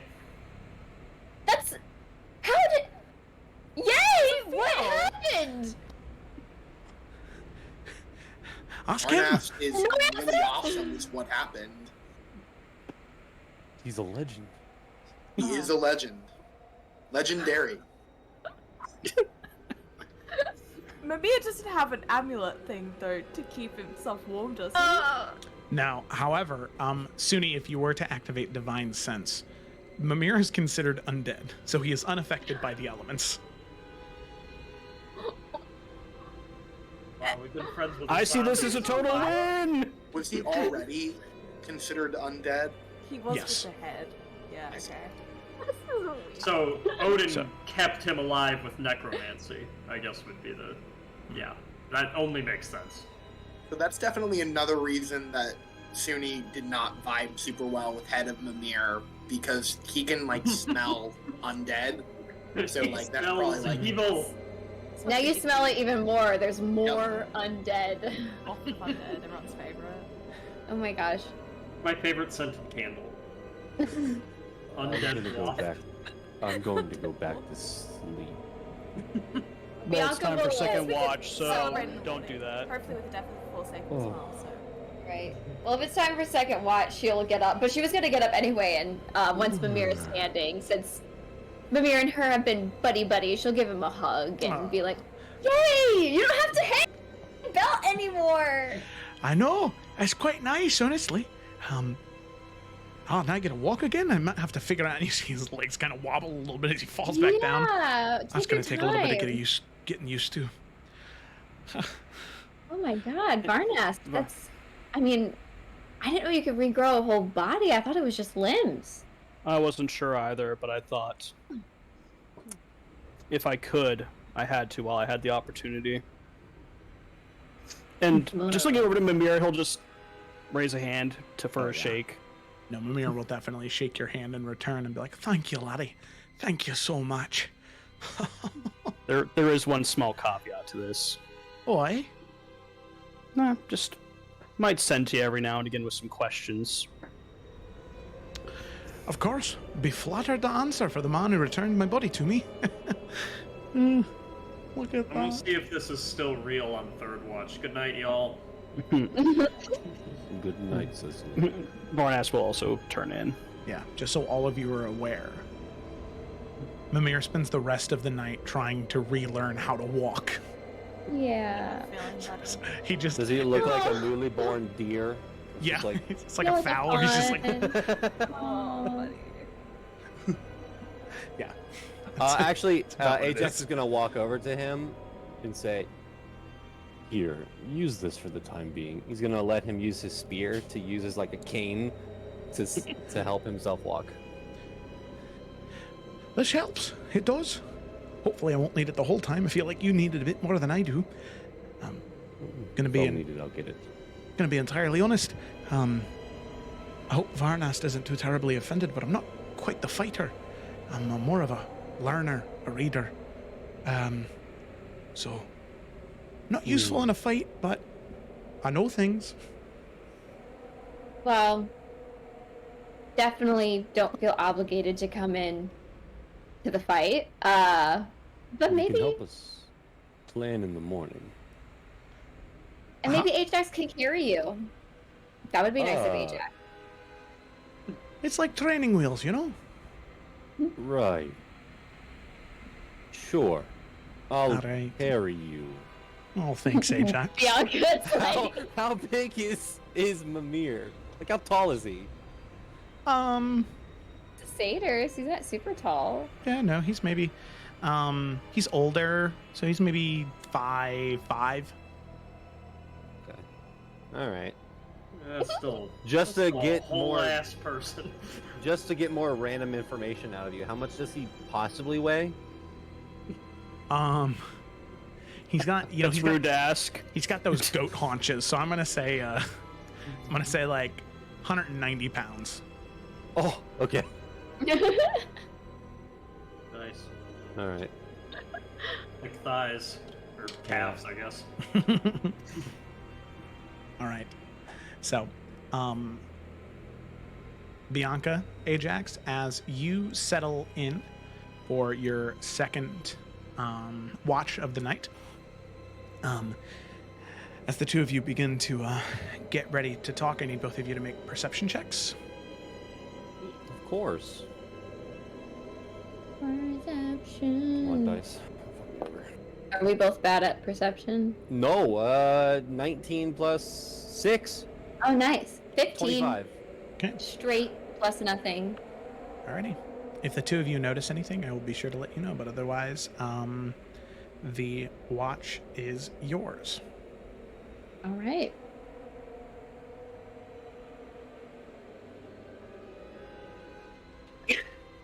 Do you want me to start talking, or would you like to? I don't know. Do you have something on your mind? Well, I have plenty on my mind. Whether or not it's relevant is a different story. I've How got about a I few s- things on my mind. Oh, well then you start. No, you start. Okay. How are you? Yep. I knew you were gonna ask that. It was obvious. I'm alright. You know, I think I've said this before, but it's a lot easier to handle things when you're distracted by something potentially worse coming your way.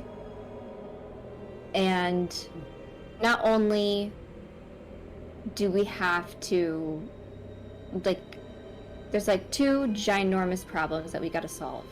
And one of them's the Dark One, and the other one is the Old Kingdom in general, and then we got many crap going on that all feeds into those big, ginormous, overarching missions. Yeah. And, you know, just thinking about that and keeping that at the forefront, it's a lot easier just to carry it all. So, at least right now, I'm okay. I do, and she like looks over to Keothi. I do know I need to talk to Keothi at some point. I'm sure she wants to talk. I don't know what to say. That is a hard conversation. maybe she doesn't want to talk. Maybe we both will just, agree to not talk about it. Well, regardless,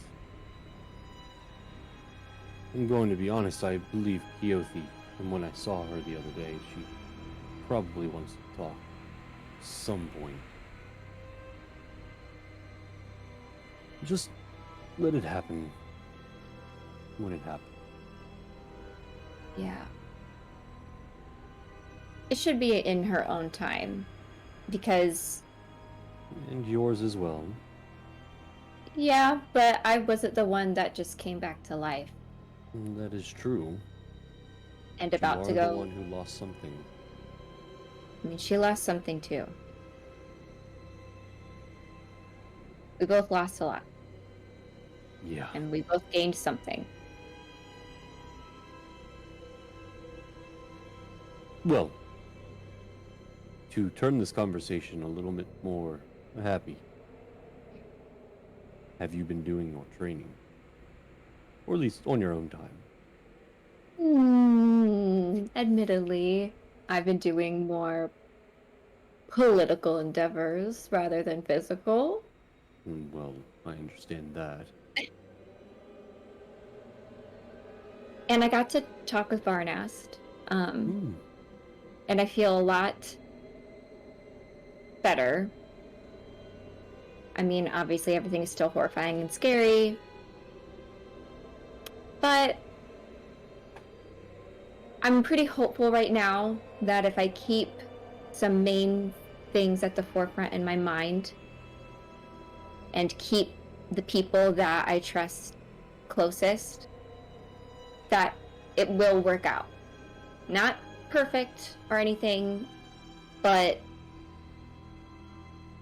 things will be okay. And so far, I think I've been doing that. You have. With everything going on, being positive is always a good thing. And I know, you have surrounded yourself with the right people. I agree. And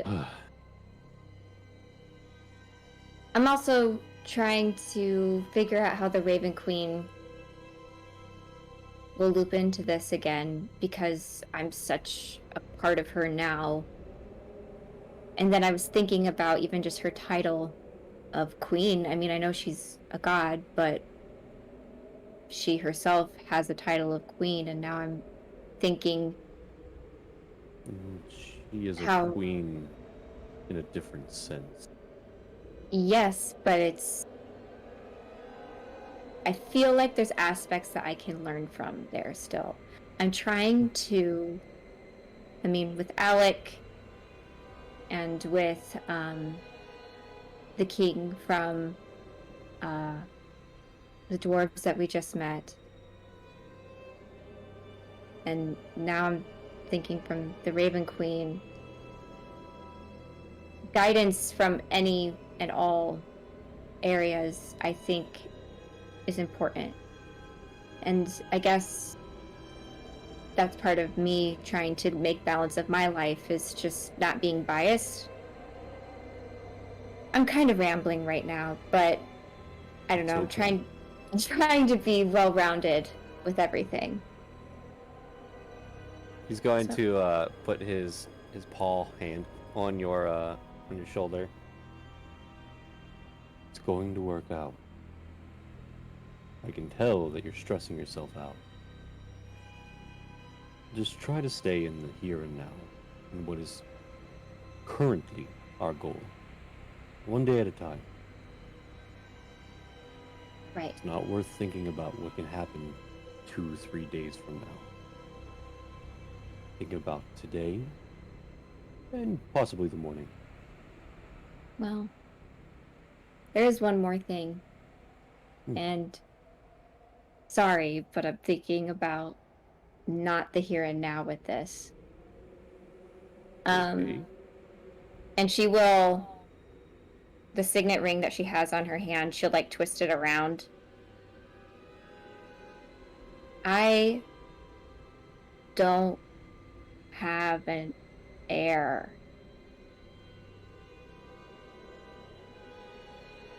And I don't know if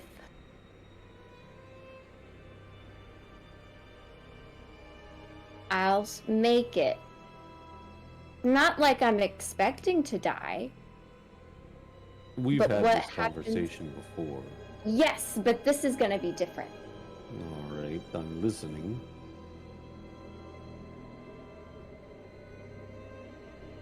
There's two people that I would want to ask, and I feel like the other person would say no. It's Carasilla, isn't it? Yeah. So, please, if I die and you make it, please, Sorry, Please. finish your sentence. I don't even know if I need to.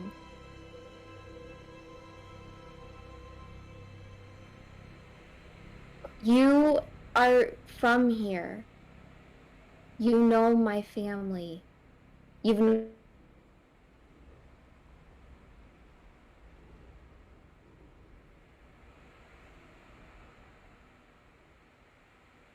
me. Oh no.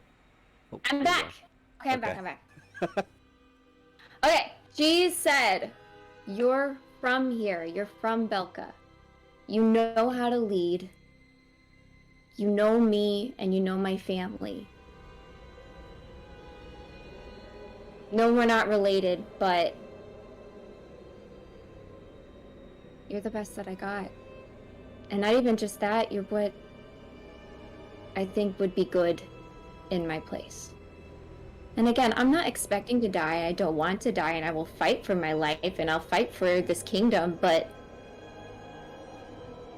I'm not a superhero. I'm just a person, like what Varna said.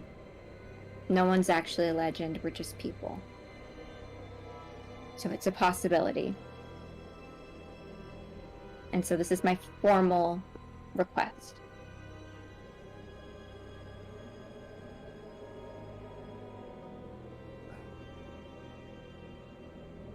I will be completely honest. I don't think I can accept it.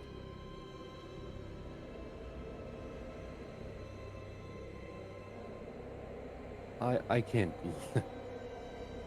Well, nothing's going to happen to you. Let's get that out of the way first. Ajax, I'm a very realistic person, and I know And that bums so a lot am of I. I know that bums a lot of people out. But this is how I think. Realistically, Bianca, out of the two of us, one of us is closer to danger almost all of the time than the other. One of us knows how to handle it better. One of us is just bigger. I could see that as synonymous. Look, I can understand where you're coming from, but I cannot lead a nation. I Me cannot. either. You are You think much more I'm better qualified than I suited? am. No! Ajax! Yes, you are. I know nothing. I'm starting from ground zero. If anything, you have way more credentials that would have set you up for way more success before me. You've actually led people. Into battle. And I've never done that. That's for goddamn sure. So I don't understand. Sorry. What do you think you've been doing with everyone around you? You have taken up the mantle already. You have been a leader this entire time. You have commanded and led multiple people in Periton. You have talked to multiple people about financials and territory, and all I know is to fight and to lead people and teach them how to fight. That is it. You are more qualified. So what do you think I should do? Because I think you should take it one day at a time. and when I don't have any more days, This is why you are building a council, is it not? and that's why I'm asking my council. And your council is saying all of us will take up the mantle if something were to happen to you. Not one of us.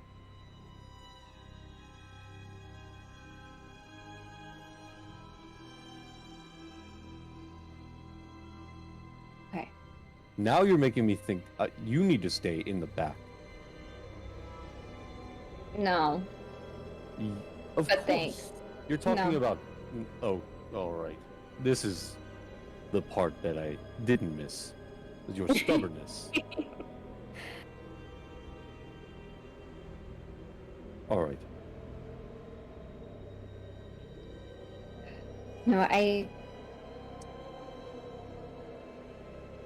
accept that answer of instead of it being one person designated, the council will figure it out. I think that's valid. I'm glad we had this talk. I'm not. Mimir, how's it going? You know, I feel like every step is easier. He kind of falls over. Oh, he fell. I'm going to pick him up. Oh, thank you. Yeah. Practice for carrying him appreciated. tomorrow. Yes, practice for carrying him. By your order, my queen. Okay, we're not doing that. He's gonna go over and kind of tap Cecily. It's your turn. Is Mimir still legged? Oh, he is. Wow. He is. Okay. So with that, She we move. will mage hand flick Carasilla. Pleasant. Yep. Okay. So with that, the two of you are woken for your watch. As you begin your watch, go ahead and make your perception checks right at the beginning.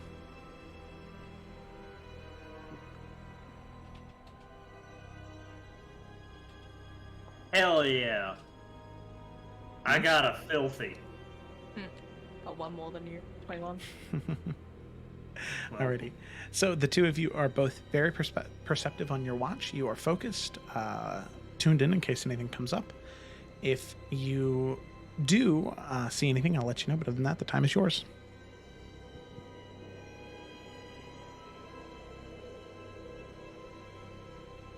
Remember when we were on a boat? Yes, it was a little bit ago now. I mean, I'd only been with you all a couple of...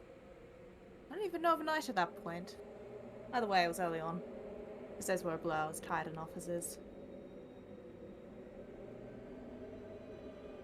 What?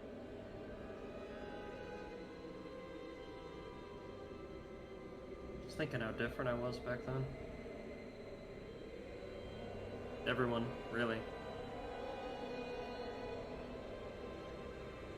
Anything in particular you find you've changed?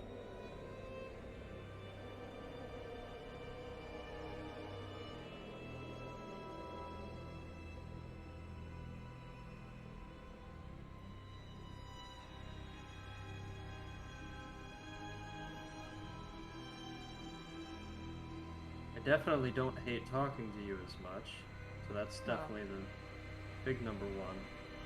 I must say, that certainly pleases me to hear. But, Yeah, that was real charming of me, wasn't it? I've heard I can talk a little bit.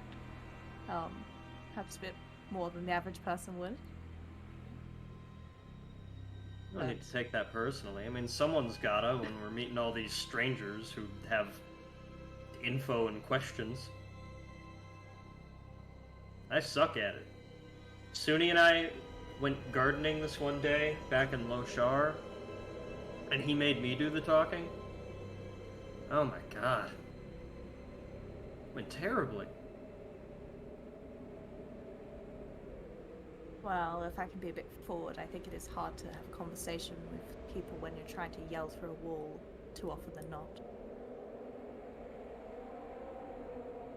But I can be honest. I think that is one of the things that has changed with you. But that wall is starting to melt away less a little bit. Perhaps not all the way there. I'm sure certainly feeling itself being battered and knowing its thickness with recent things that have happened with the Odin Sons. But I also think it's not a bad change.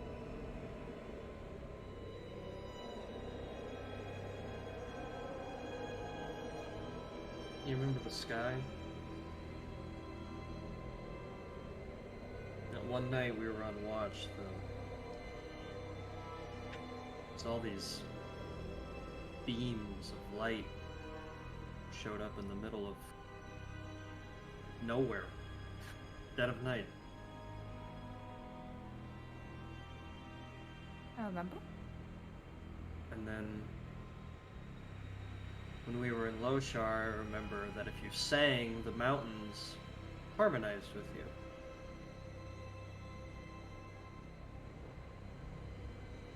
And after that, I remember being in Brahmsgrove and having some of the best fucking bread of my life. It's the best bakery in Bromsgrove, I can tell you that much. Yeah. I'm sure you're a little biased, but I've not gone to a better one. Nah, I've never had a bias ever. I can guarantee you that. Mm-hmm. But I'm just thinking. Everything we've done, in a weird way, was so cool and kind of beautiful. Even being crammed on a shitty boat in the cold eating saltfish all day. Something nice about it. I think there's often beauty in a lot of things, Cecily. I think, there's also something to be said that when you're juxtaposed against, well, the literal dark, sometimes those moments of beauty tend to be a bit more prominent, easier to notice, and some that's otherwise can be quite cheery.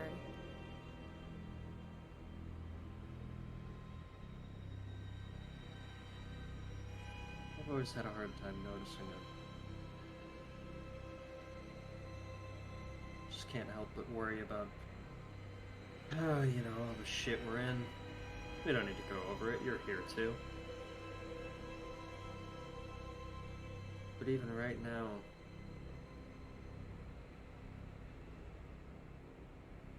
I can look up at that tree, that moon. It's kind of pretty.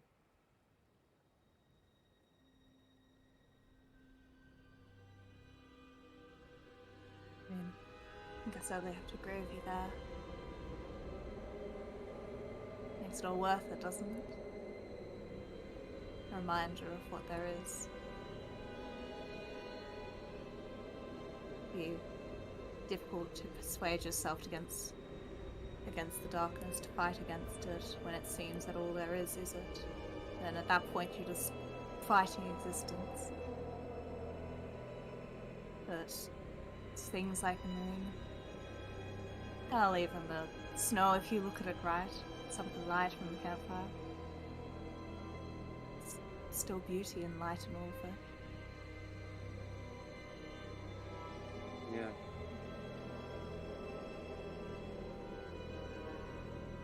have been fighting him. Talked with King Morelli, he told me distrust couldn't keep motivating me for long. Varnast says guilt can't motivate me for much long either.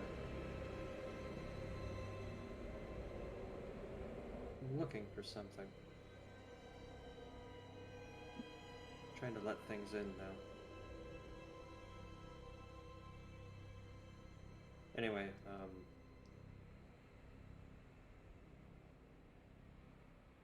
thank you for showing me the sky that night.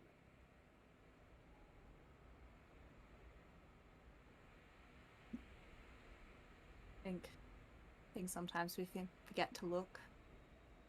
We need to remind each other. And if you'll forgive me, but in a similar vein, before things get too complicated, because I know we have our moment of levity now with the protection that we've got from the king.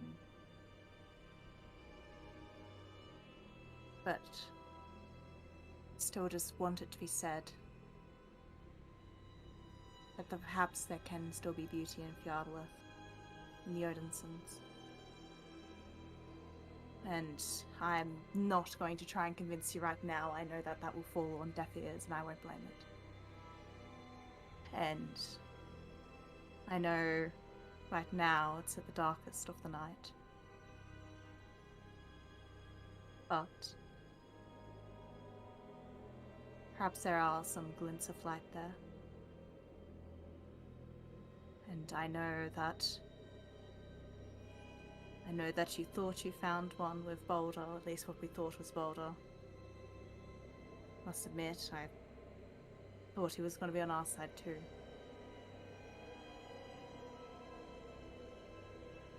But I also think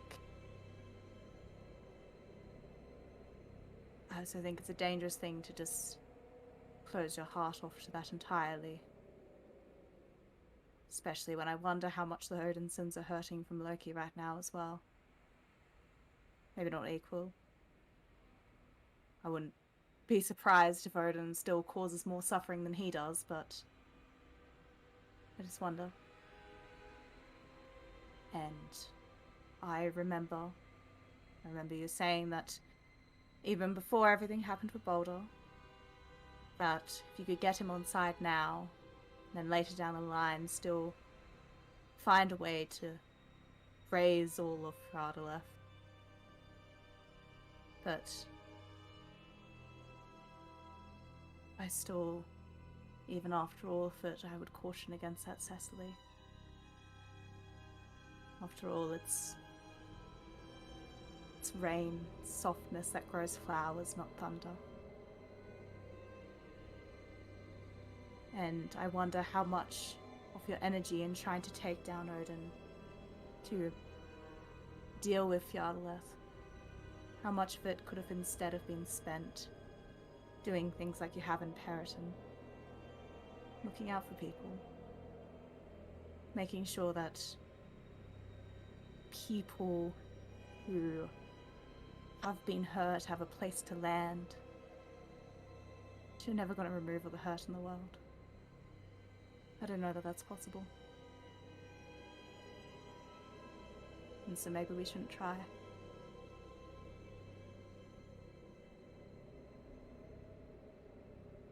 Like I said, I'm not asking you to agree with me right now. I want the words in your head before we have to deal with them. For whatever happens means that mine won't get through. Would it shock you if I did?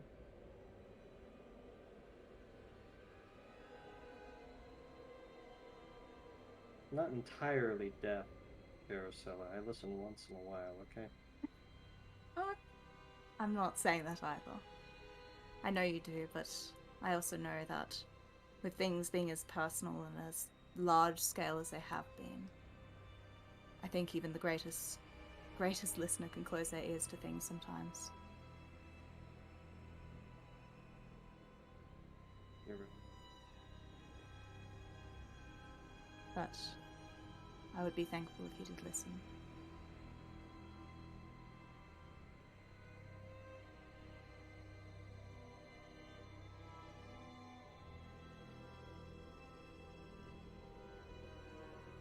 Fear,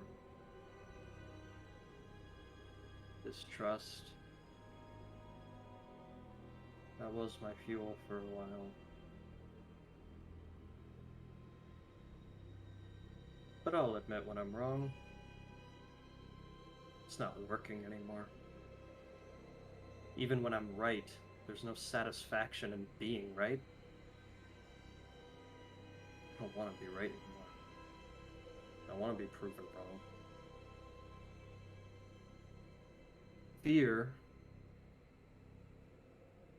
is what makes Odin the way he is. Distrust, anger, thunder, as you put it.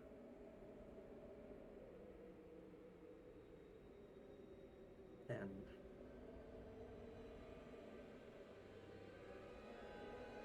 I think after talking with Borelli and Varnast and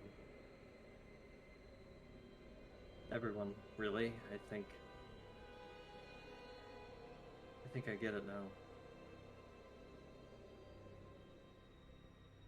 If I give in to the thunder and lightning, then I'm just like him. And I hate him because I see me. I see anger, lack of control.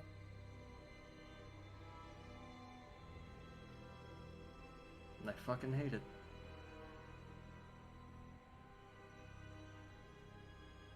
I don't want that anymore.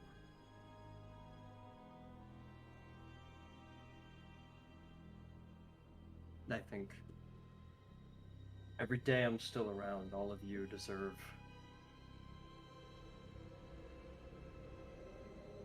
someone better than that.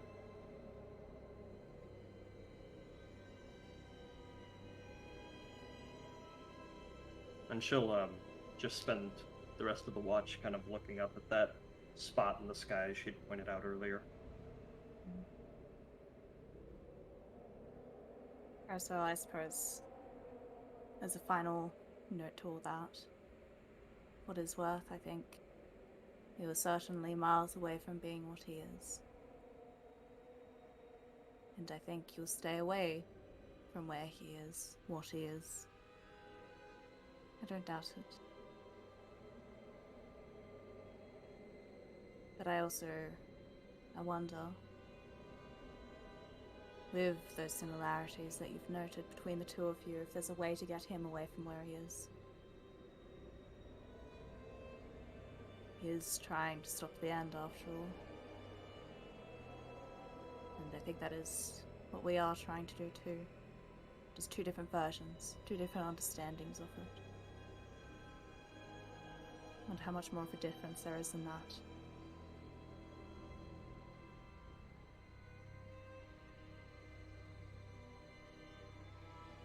And she won't say anything, but you get the sense from her body language that her ears have slightly deafened again. Just a bit. She doesn't fully shut off, but... Yeah. That's okay. Carasel's happy to leave it at that and just kind of go back to just being that, level of awareness around what's happening, actually doing a watch. Okay. I'm watching the sky, you never know. You never know. Alrighty. So as the two of you finish out your watch, eventually you can feel that full rest come over your bodies. As if you haven't already, make sure you hit that long rest button. If you'd like to change up your spells at all, you may do so now, as you have successfully completed your long rest. You pack up the small amount of supplies that you have. Mimir seems to be ready to move and walk with all of you, ready to continue this traversal out into nature. And as you make your way towards this area, this place where Anvath is, you can see the winter and the snow begin to return. and after just an hour or so of walking, you stumble upon what looks to be a large 3-story manor with a grove. Not a grove, like a stone garden with these statues that are currently broken and shattered all across the entryway. It is covered in snow, and you can see the entire area around it is clear and free of obstruction. The house, though, itself is decrepit and broken.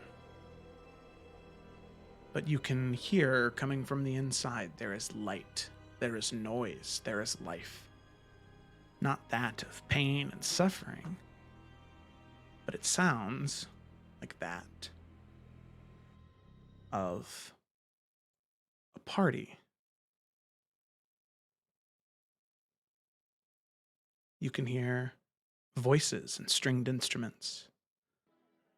And as you begin to look through one of the windows, just cursory glance from where you are, you see what looks to be this incredibly brilliant and beautiful ballroom in front of your eyes.